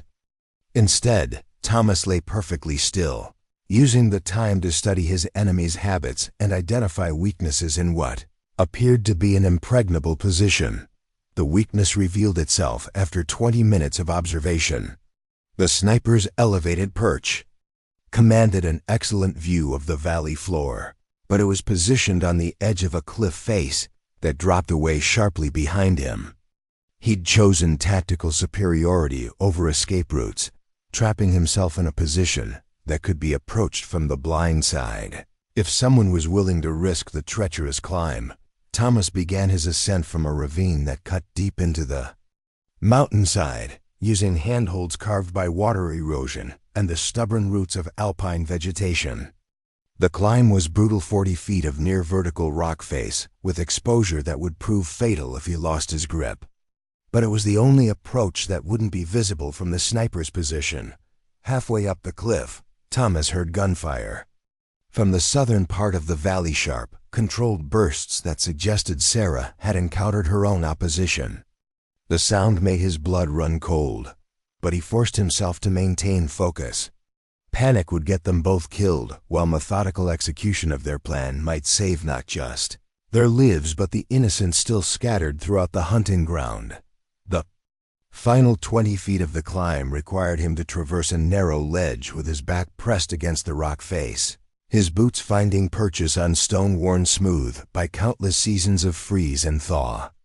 One slip would send him tumbling into the ravine, but hesitation would cost precious time while Sarah faced unknown dangers alone. Thomas reached the sniper's blind spot just as the man was reloading his rifle, completely focused on the valley below where he expected his targets to reveal themselves. Thomas's approach was silent as winter wind, his knife finding its mark before the sniper could even register the threat behind him. The stolen rifle was a work of art, German engineering married to American craftsmanship with telescopic sights that could place a bullet precisely at distances that made traditional hunting weapons useless. Thomas quickly familiarized himself with the weapon's operation, then turned it toward the valley where other members of Matthias's strike force were continuing their systematic search. Through the powerful scope, he could see the true scope of the operation unfolding below. At least 12 armed men were moving through the forest in coordinated teams, their movements suggesting military discipline and extensive planning. This wasn't a simple manhunt, it was a scorched earth campaign designed to eliminate every potential witness in the entire region. More troubling was what Thomas observed at the Brennan homestead. Smoke was rising from the cabin's chimney, suggesting the family was still alive, but 2 gunmen had taken positions that would prevent any escape attempt. The Brennans were being used as bait, their lives dependent on Thomas and Sarah walking into a trap that would end the hunt once and for all.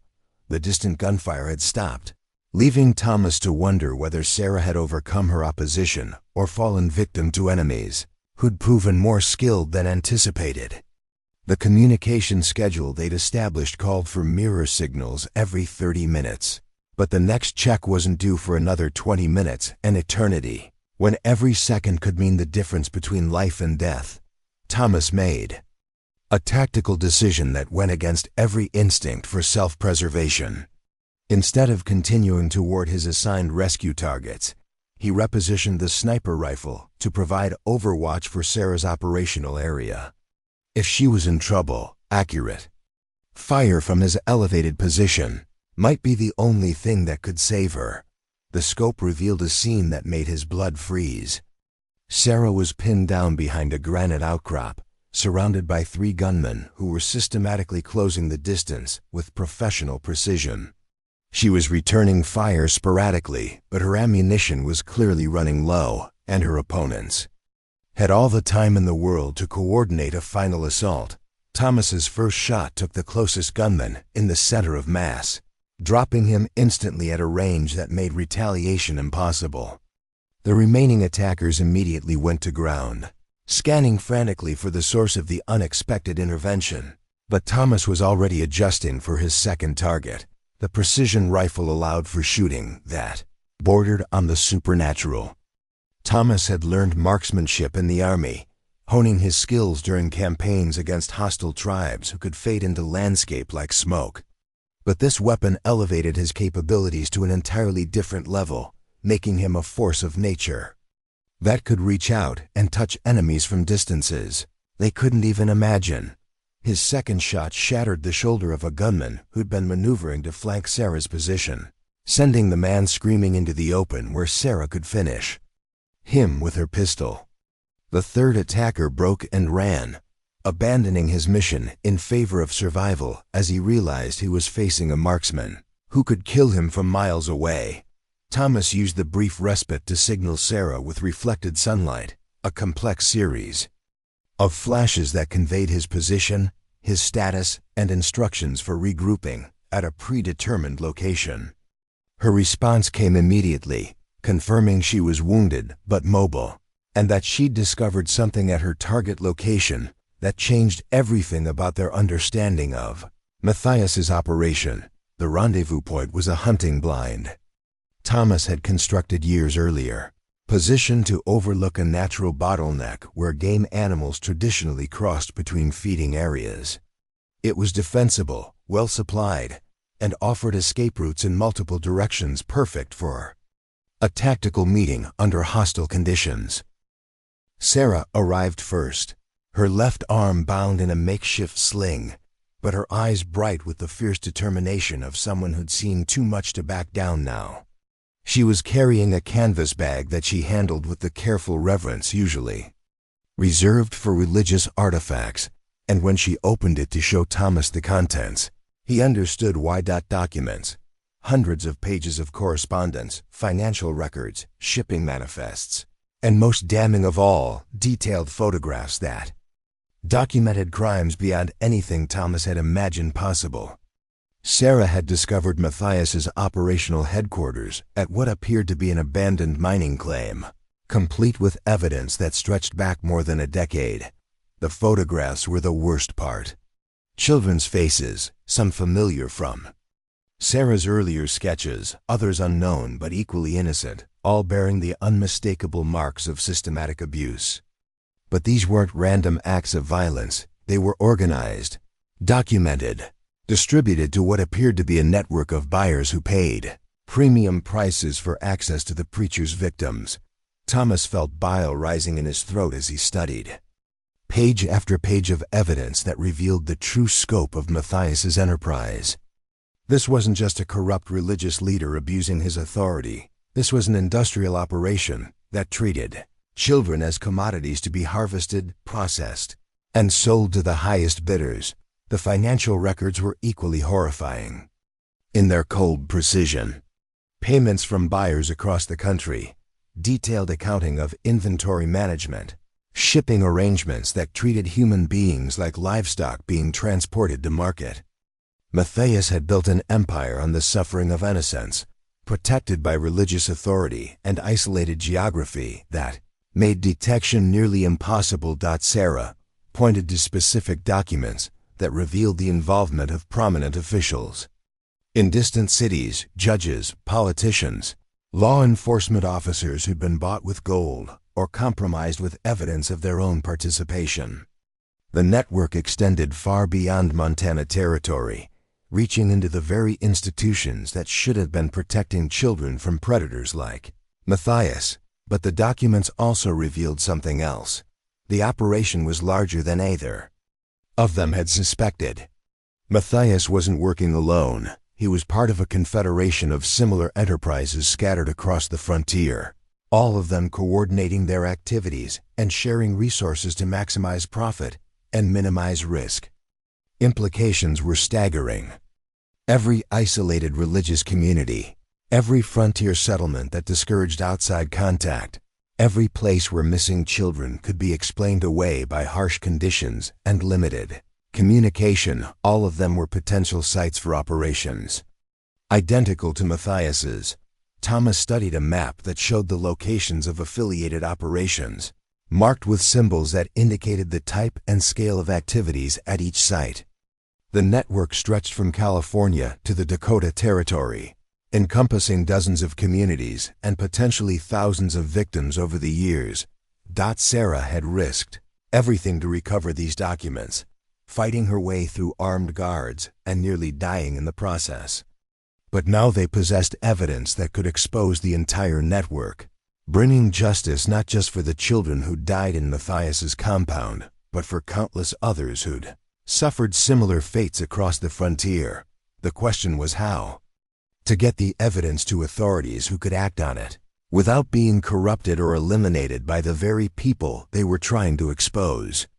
The documents revealed that local law enforcement was compromised, territorial officials were involved, and even federal authorities had been infiltrated by the network's influence. Thomas pulled out his own carefully hoarded documents evidence he'd been gathering for years about corruption in the territorial government, connections between various criminal enterprises, and most importantly, contact information for federal investigators who'd been working to expose similar networks in other regions. There was hope. but it lay hundreds of miles away in distant cities, where federal marshals operated beyond the reach of local corruption. Getting the evidence to them would require a journey through hostile territory, pursued by enemies who possessed virtually unlimited resources and absolute motivation to prevent exposure. But there was another consideration that made their situation even more desperate. The documents revealed that Matthias's operation was scheduled for a major expansion, with new recruitment activities planned for several additional communities over the coming months. Children who were still alive, still innocent, still capable of being saved if someone acted quickly enough. Sarah's sketches took on new urgency as she documented the most critical evidence, creating visual records that could be understood even by those who couldn't read the accompanying text. Her artistic skills were proving invaluable, capturing details that words alone couldn't convey and creating a narrative that would be impossible to dismiss or explain away. They spent precious hours organizing the evidence into a coherent case, prioritizing the most damning documents and creating multiple copies that could be sent to different destinations. If one messenger was intercepted, others might still reach their intended targets, ensuring that Matthias's crimes would finally face the light of justice. But even as they worked, Thomas could hear sounds in the distance that suggested their enemies were regrouping for a final assault. Horses, many of them, converging on their general area with the coordinated movement of troops preparing for battle. Matthias had apparently decided that subtle hunting was taking too long. He was bringing overwhelming force to bear on the problem. Through his field glasses, Thomas counted at least 20 riders approaching from multiple directions, their movements coordinated by signals that suggested professional military leadership. This wasn't just a posse of hired guns. This was a cavalry unit, complete with the discipline and equipment necessary to conduct operations against fortified positions. The hunting blind that had seemed so defensible suddenly felt like a trap, waiting to be sprung. 20 armed men could surround the position completely, preventing any escape while systematically destroying the interior with coordinated fire. Thomas and Sarah would be overwhelmed within minutes, and all their evidence would burn with their bodies. But Thomas had spent years preparing for exactly this scenario, establishing escape routes and supply caches that could support extended operations against superior forces. The key was to avoid decisive battles, instead wearing down the enemy through harassment and attrition, while protecting the evidence that could ultimately bring them to justice. The plan they developed was desperate but achievable. Sarah would take the most critical documents and begin the journey toward the nearest railroad station, where telegraphs could carry their evidence to federal authorities within hours. Thomas would remain behind, using his military skills to delay pursuit and give her the time she needed to reach safety. It was a plan that assumed Thomas would probably die in the process, something they both understood but neither acknowledged directly. Instead, they focused on the practical details of execution, the timing of movements, the fallback positions that might provide temporary sanctuary during the fighting withdrawal that lay ahead. Sarah prepared for her journey with the methodical care of someone who understood that every decision could mean the difference between success and catastrophic failure. She selected only the most essential documents, creating a package light enough for rapid travel, but comprehensive enough to expose the entire network. Thomas armed himself like a man preparing for war, carrying every weapon he could effectively employ along with ammunition enough for an extended engagement. His plan was simple in concept, but terrifying in execution. He would become a one-man army, striking from concealment and fading away before retaliation was possible. As evening approached, and their enemies drew closer, Thomas and Sarah shared what they both knew might be their final moments together. There were no words adequate for what they'd shared, no gestures that could express the depth of their connection or the magnitude of their mutual sacrifice.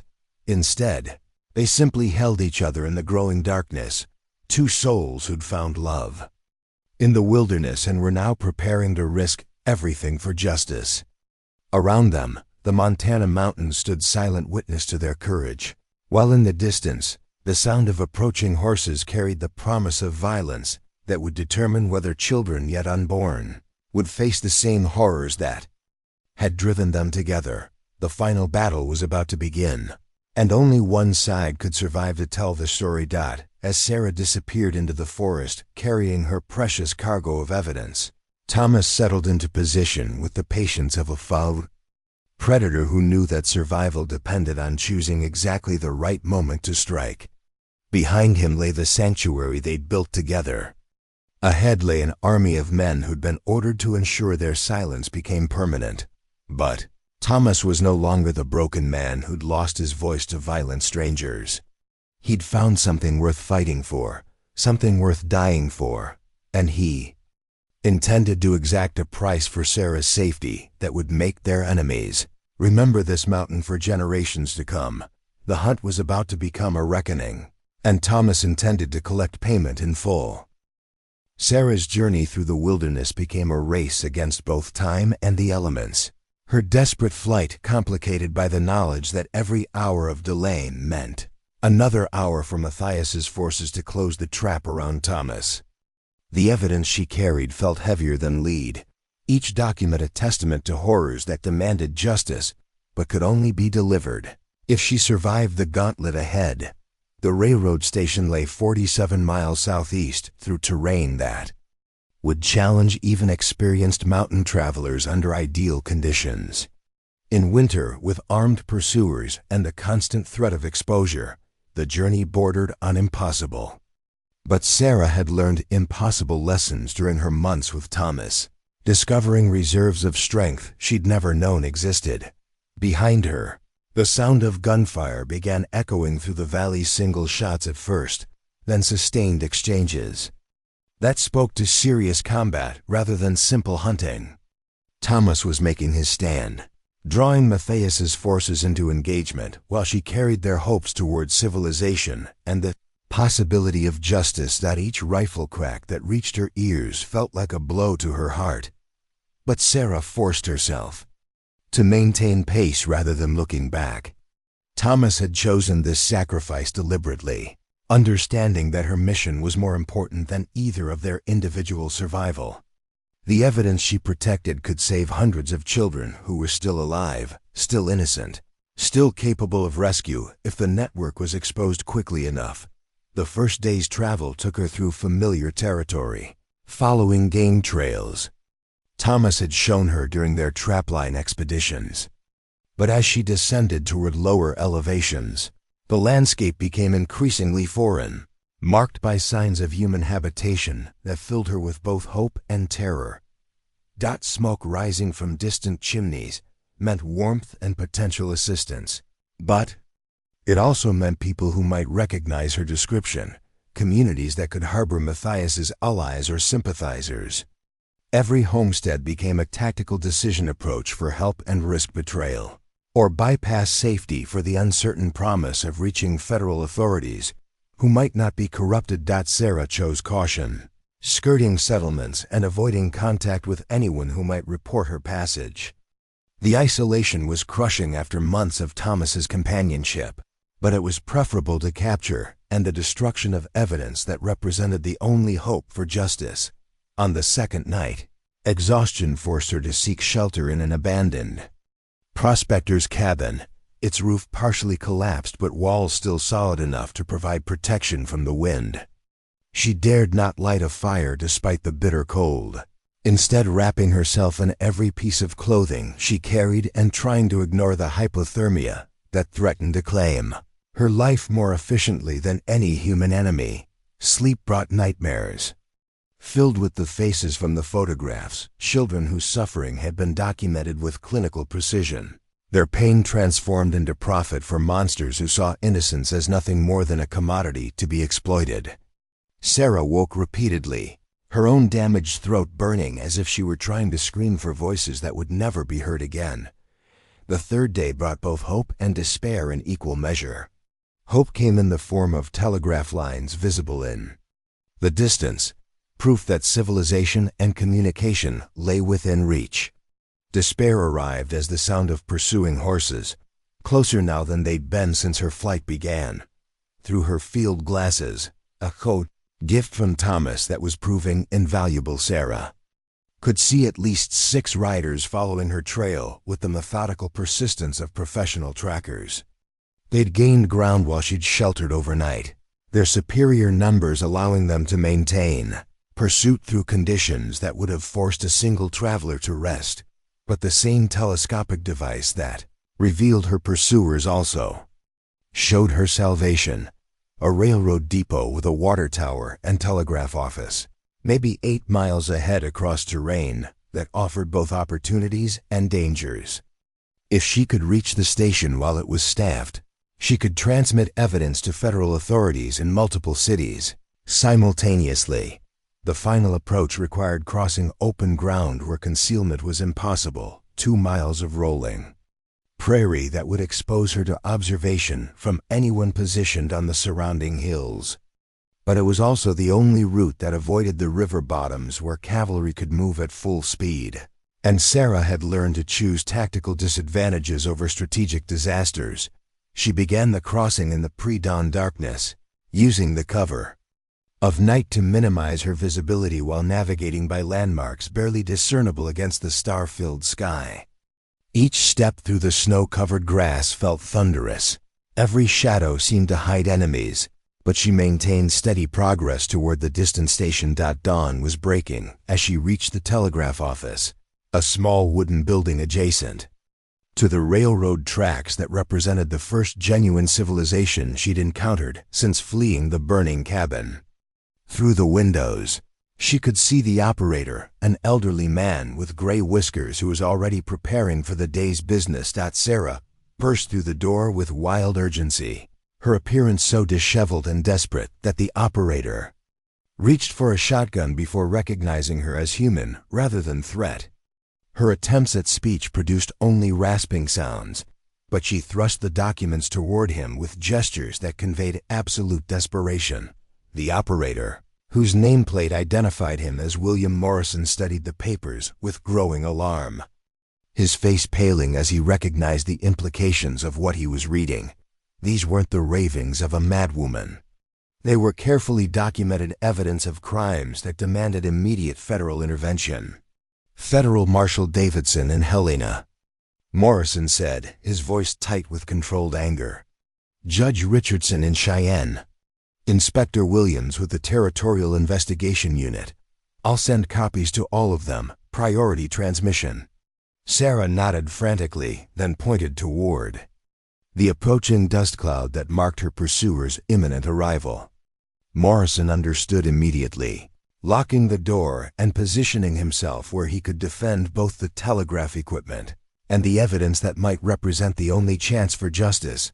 The telegraph key began its urgent chatter, each coded burst carrying fragments of testimony across hundreds of miles to men with the authority and integrity to act on what they received. Sarah watched the transmission with desperate hope, knowing that every message successfully sent increased the probability that Matthias's network would finally face exposure. But their enemies had arrived. Horses thundered into the station yard. As Morrison continued his transmissions, riders deploying with military precision to surround the building and cut off any escape routes. Their leader, a hard-faced man with colonel's insignia on his jacket, dismounted and approached the telegraph office with the confidence of someone accustomed to overwhelming opposition through superior force. "Open the door," he commanded, his voice carrying the authority of rank and violence. "Send the woman out and nobody gets hurt. Try to resist, and we'll burn this place with both of you inside." Morrison's response was to continue operating the telegraph key, his transmissions becoming even more urgent as he realized how little time remained. Sarah positioned herself where she could see through the window, counting enemies and calculating their chances of survival against impossible odds. The leader's patience lasted exactly 30 seconds. At his signal, his men began shooting through the windows, their bullets splintering wood and shattering glass as they attempted to force surrender through overwhelming firepower. Morrison cried out as a fragment of window glass opened a gash across his forehead, but his hands never left the telegraph controls. Sarah grabbed the shotgun Morrison had abandoned, checking its loads and positioning herself to return fire through the broken windows. She'd learned marksmanship from Thomas, but this was her first experience with combat against human enemies determined to kill her. The difference between target practice and mortal combat was terrifying in its intensity. Her first shot took one of the attackers in the shoulder, spinning him away from his position with a scream that temporarily discouraged his companions. But the advantage was momentary. They had superior numbers, better positions, and time to coordinate their assault while she and Morrison were trapped in a building that offered limited protection. Then the telegraph key went silent. Morrison slumped over his equipment, blood spreading across the wooden desk from a wound that had found its mark, despite the covering fire Sarah was providing. The elderly operator looked at her with eyes that were already growing dim, his final words barely audible over the continuing gunfire. "Messages sent," he whispered. "All of them. Federal authorities. They know everything now." Sarah felt tears streaming down her face as she watched Morrison die, this stranger who'd risked his life to ensure that justice might finally be served. His sacrifice had purchased something invaluable, the knowledge that evidence of Matthias's crimes was now in the hands of men who possessed both the authority and integrity to act upon it. But Morrison's death also meant that Sarah was alone again, facing enemies who would show no mercy and had no reason to keep her alive now that the evidence had been transmitted. The building around her was beginning to catch fire as the attackers used burning arrows to force her into the open, and her ammunition was running dangerously low. She made a decision that surprised herself with its calm clarity. Instead of attempting a hopeless fight, Sarah gathered the remaining original documents and prepared to destroy them rather than allow them to fall into enemy hands. The evidence had been transmitted. These papers were now more dangerous as potential tools for identifying other victims than they were valuable as proof of crimes. The fire spread quickly through the dry wooden structure, filling the interior with choking smoke that made breathing increasingly difficult. Sarah wrapped herself in Morrison's heavy coat and prepared for the final confrontation, understanding that her chances of survival were minimal but determined to make her enemies pay the highest possible price. But as she reached for the door handle, prepared to charge into almost certain death, the sound of approaching horses made her pause. Not the controlled advance of additional enemies, but the thunder of a cavalry charge accompanied by shouting that seemed oddly familiar. Through the broken window, Sarah could see uniformed riders cresting the hill at full gallop, genuine Federal cavalry with an officer at their head who was bellowing orders in a voice that carried absolute authority. The telegraph messages had reached their destinations, and the response had been immediate and overwhelming. The firefight that followed was brief but decisive. Matthias's men found themselves caught between Sarah's position and a full troop of Federal cavalry who possessed both superior numbers and legal authority to engage in combat against criminal forces. Within minutes, the attackers were either dead, wounded, or fleeing across the prairie in desperate retreat. The cavalry captain who eventually approached the burning telegraph office was a weathered professional named Marcus Thompson, whose credentials identified him as a Federal marshal with extensive experience in pursuing organized criminal enterprises. He'd received Morrison's transmissions while investigating related crimes in a neighboring territory, and his response had been immediate mobilization of every available resource. "Miss Sarah," he said, his voice gentle despite the violence that had just concluded, "we've been looking for you for months. There are Federal warrants for Preacher Matthias and 17 members of his organization. Your testimony is going to put them away forever." Sarah tried to speak, managed only the harsh rasp that was all her damaged voice could produce. But Captain Thompson understood. He'd dealt with trauma victims before, knew how violence could steal more than just physical capabilities. Instead, of pressing for immediate statements. He focused on ensuring her safety and medical treatment. The journey back toward Thomas became a federal operation involving multiple cavalry units, territorial marshals, and investigators who'd been pursuing various aspects of the criminal network for years. Sarah's evidence had provided the missing connections that tied isolated crimes into a comprehensive pattern of organized evil. But it was the smoke rising from the distant mountains that filled Sarah with dread as they approached the area where she'd left Thomas to make his final stand. Too much smoke spread across too wide an area, suggesting battles that had raged for days rather than hours. They found Thomas 3 days later. He was alive, barely, hidden in a cave system that had become his fortress during a running battle against impossible odds. Wounded in multiple places but still conscious, still fighting, still refusing to surrender despite facing enemies who'd brought enough firepower to level a small town. The evidence of his campaign was scattered across miles of mountainous terrain. Dead attackers who'd underestimated the fury of a man protecting something more precious than his own life. Destroyed equipment that spoke to Thomas's tactical expertise, and most tellingly, a series of defensive positions that had allowed him to hold off superior forces for nearly a week. Sarah found him propped against the cave wall, his rifle across his knees, and his eyes still scanning for threats, even as federal medics worked to stabilize his condition. When he saw her approaching, his face transformed with a relief so profound it was visible even through the pain and exhaustion that marked his features.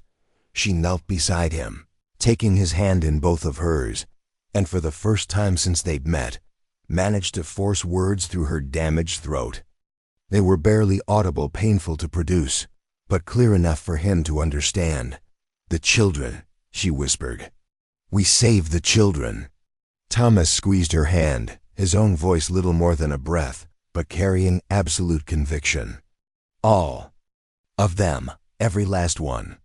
The federal investigation that followed became the largest criminal prosecution in territorial history, exposing a network that had operated across multiple states and territories for more than 15 years. Matthias and his surviving associates faced charges that would ensure they never again threatened innocent lives, while the evidence Sarah and Thomas had gathered led to investigations in dozens of communities where similar operations had been suspected but never proven.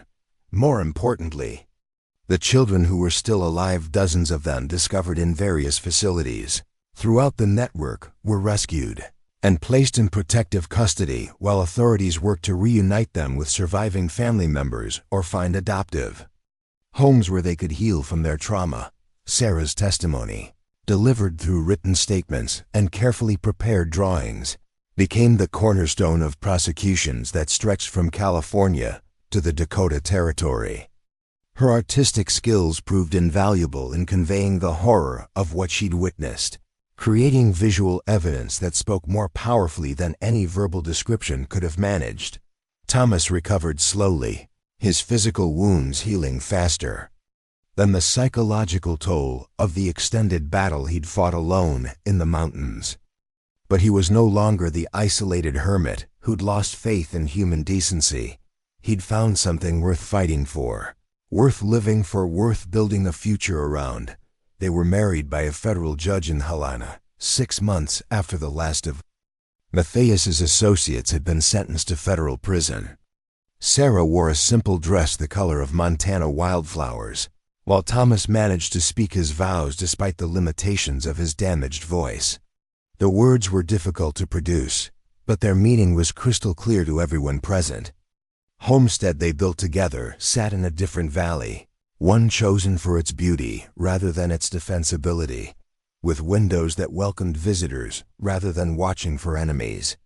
Sarah's artwork began attracting attention from galleries in distant cities, her detailed illustrations of frontier life carrying a depth of emotion that spoke to experiences most viewers couldn't imagine but somehow understood.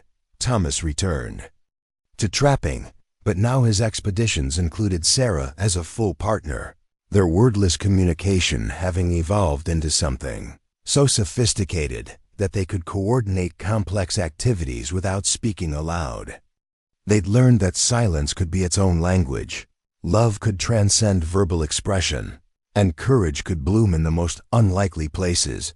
The children they eventually adopted, 3 orphans whose parents had been lost to various frontier tragedies, learned sign language alongside spoken words, growing up in a household where communication took many forms, but love required no translation.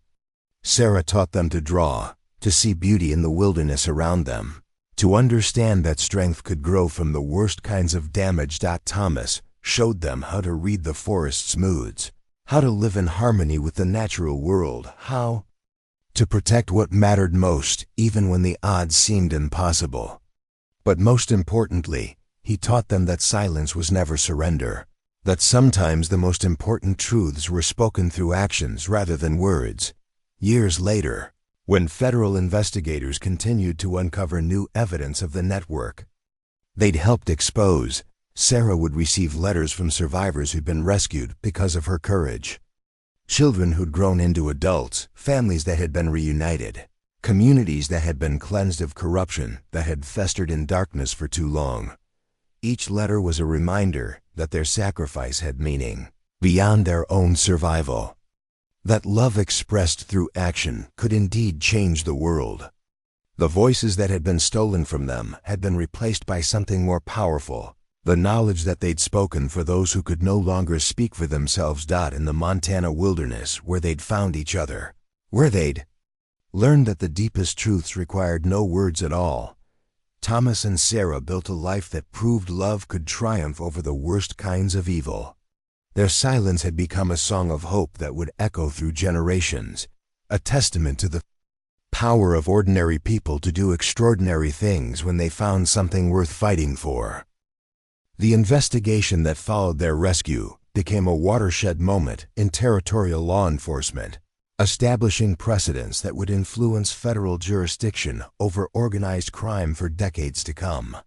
Captain Thompson found himself promoted to lead a specialized unit dedicated to dismantling criminal networks that exploited the isolation of frontier communities, using techniques Sarah and Thomas had pioneered during their desperate fight for survival. The evidence Sarah had preserved proved even more valuable than initially realized. Hidden within Matthias's financial records were coded references to operations in territories as distant as Oregon and New Mexico, leading to coordinated raids that uncovered similar networks throughout the western frontier. Federal authorities estimated that their investigation ultimately led to the rescue of more than 300 children and the prosecution of over 70 criminal conspirators. But perhaps the most significant impact came from an unexpected source.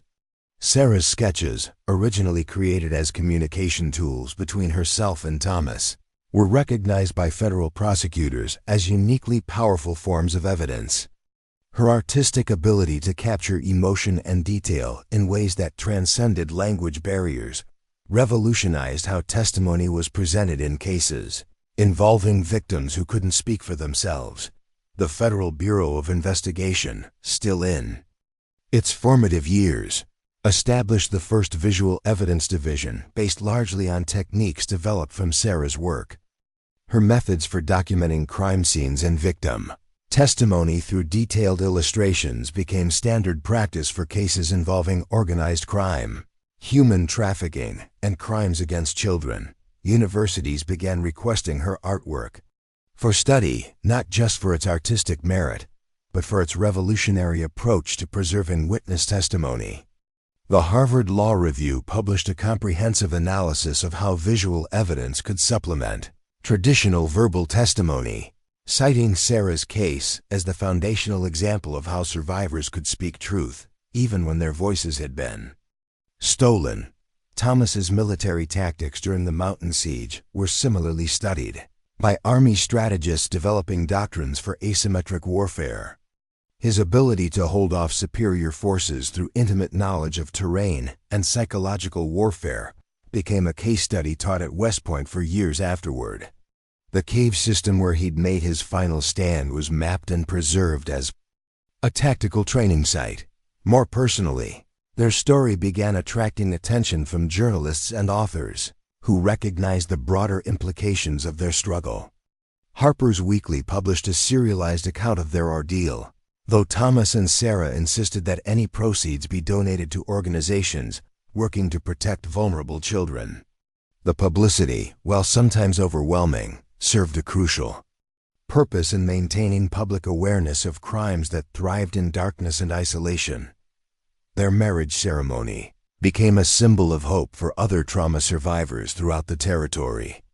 Judge William Harrison, who'd overseen many of the criminal prosecutions, officiated their wedding with words that were subsequently quoted in newspapers across the nation. Today we witness not just the union of two souls, but the triumph of love over evil, voice over silence, courage over fear. The wedding guests included many of the federal agents who'd participated in the investigation, survivor advocates from across the territory, and most meaningfully, 3 of the children who'd been rescued from Matthias's network. These young survivors, still healing from their own trauma, found hope in seeing 2 people who'd endured similar horrors build a life filled with joy and purpose. Sarah's wedding dress, simple though it was, carried special significance. She'd sewn it herself using techniques learned during her months in the religious community, but had modified the pattern to include hidden pockets where she could carry drawing materials. Even on her wedding day, she remained prepared to document any evidence of injustice she might encounter. The homestead they established became more than just a home. It evolved into an informal sanctuary for others who'd survived similar trauma. Word spread through underground networks of survivors and advocates that Thomas and Sarah's Valley offered safety, understanding, and practical help for those who'd lost their voices to violence. They developed a careful screening process, working with federal authorities to ensure that their sanctuary wasn't infiltrated by those who would exploit the vulnerable. But for genuine survivors, their home became a place where healing could begin, where silence was understood rather than stigmatized, where strength could grow from shared experience. The 3 children they adopted: Maria, age 8, whose family had been murdered by claim jumpers; Benjamin, age 10, who'd survived a massacre at a trading post; and little Emma, only 5, who'd been found wandering alone after her parents died of fever, became the foundation of what eventually grew into a formal foster care system for frontier orphans. Sarah's approach to child rearing was revolutionary for its time, emphasizing emotional healing alongside practical education. She taught the children that their trauma didn't define them, that survival was worthy of pride rather than shame, that they could build futures that honored their past without being imprisoned by it. Thomas became a father figure of unusual depth, teaching the children skills that went far beyond traditional frontier education. They learned to read weather patterns and animal behavior, but also to understand human nature, to recognize danger before it materialized, to protect themselves and others when protection was needed. Most importantly, both Thomas and Sarah taught their children that communication took many forms. Maria learned sign language to supplement her spoken English, becoming fluent in a visual vocabulary that allowed her to express complex thoughts and emotions. Benjamin discovered that he had a gift for music, his violin becoming a voice that could convey feelings words couldn't capture. Emma, despite her young age, showed artistic talent that promised to rival her adoptive mother's abilities. The house itself reflected their commitment to openness and healing. Large windows filled every room with natural light, symbolically rejecting the darkness that had once threatened to consume them. Sarah's artwork covered the walls, not just her documentation of trauma, but increasingly celebrations of beauty, hope, and the resilience of the human spirit. Thomas built workshop spaces where he taught not just woodworking and metalsmithing, but problem-solving approaches that had served him during his darkest hours. Children learned to create solutions from limited resources, to find strength in apparent weakness, to never surrender hope even when circumstances seemed hopeless. Their library became legendary throughout the territory, filled not just with books but with Sarah's illustrated journals, documenting everything from local wildlife to seasonal changes to the gradual healing of their growing family. Federal investigators continued consulting these visual records for insights into criminal behavior patterns and survivor psychology. The farm they developed produced food not just for their own family, but for other homesteads throughout the valley. Thomas's agricultural innovations, developed during his years of solitary survival, proved remarkably efficient for frontier conditions. More importantly, the work provided therapeutic activity for children who needed to feel useful and capable while healing from trauma.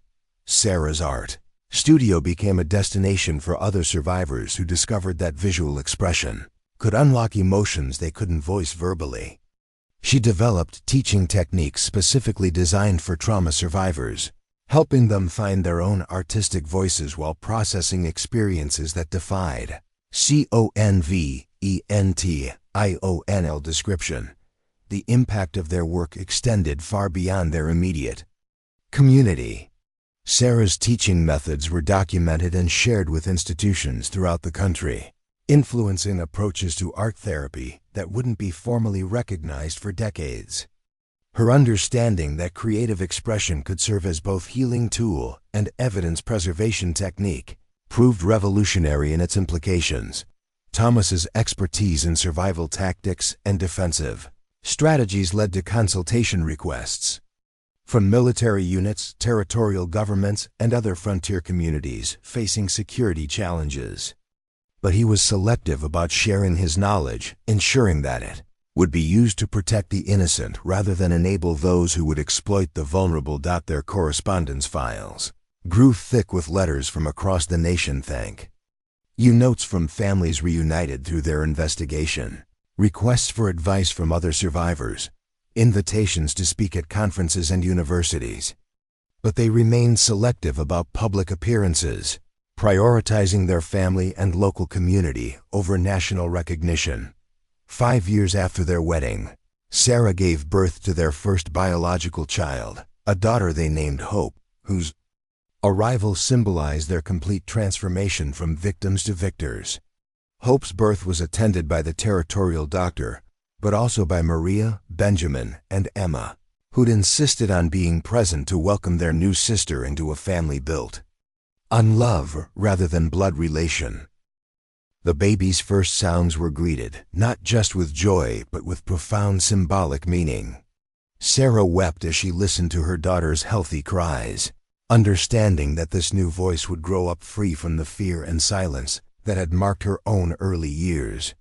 Hope would learn to speak without reservation, to express herself without fear, to use her voice as a tool of strength rather than vulnerability. Thomas, holding his newborn daughter with hands that had once dealt death to protect innocence, made a silent vow that her generation would inherit a world where predators like Matthias could no longer operate with impunity.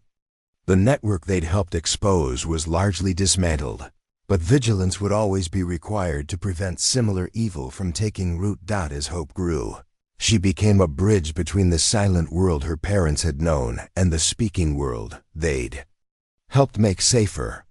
She learned sign language as naturally as spoken English, understanding from earliest childhood that communication was about connection rather than mere sound production. The family's influence on territorial development became increasingly significant as settlements grew and civil institutions matured.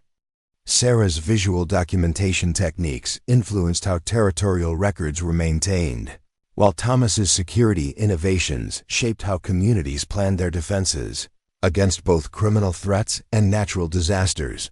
Their home became an informal stop on what historians would later recognize as an early version of the Underground Railroad for abuse survivors. Network of safe houses and supportive communities that helped people escape exploitation and find new lives in places where their past trauma couldn't be used against them. The mountain valley that had witnessed their first meeting, their desperate love affair, and their final battle against evil became a pilgrimage site for others seeking proof that survival was possible, that healing could occur, that justice might eventually prevail even in the darkest circumstances. Federal authorities maintained a permanent presence in the region, not because of continuing threats, but because the area had become a model for how law enforcement could work cooperatively with communities to prevent rather than merely prosecute crimes against the vulnerable. As the territory moved toward statehood, Sarah and Thomas found themselves consulted on legislation designed to protect children, support trauma survivors, and ensure that the isolation that had enabled Matthias's crimes could never again shield predators from justice.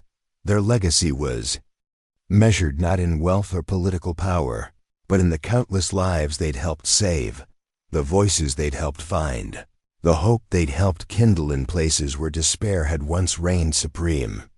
The silent guardians had become vocal advocates, proving that the strongest voices often belong to those who'd learned the true value of speech through its temporary loss. In the end, they discovered that love indeed needed no words, but it demanded action, courage, and the unwavering determination to speak truth, even when doing so required ultimate sacrifice. Their silence had become a symphony of hope that would echo through generations yet unborn. Up next, you've got two more standout stories right on your screen. If this one hits the mark, you won't want to pass these up. Just click and check them out. And don't forget to subscribe and turn on the notification bell so you don't miss any upload from us.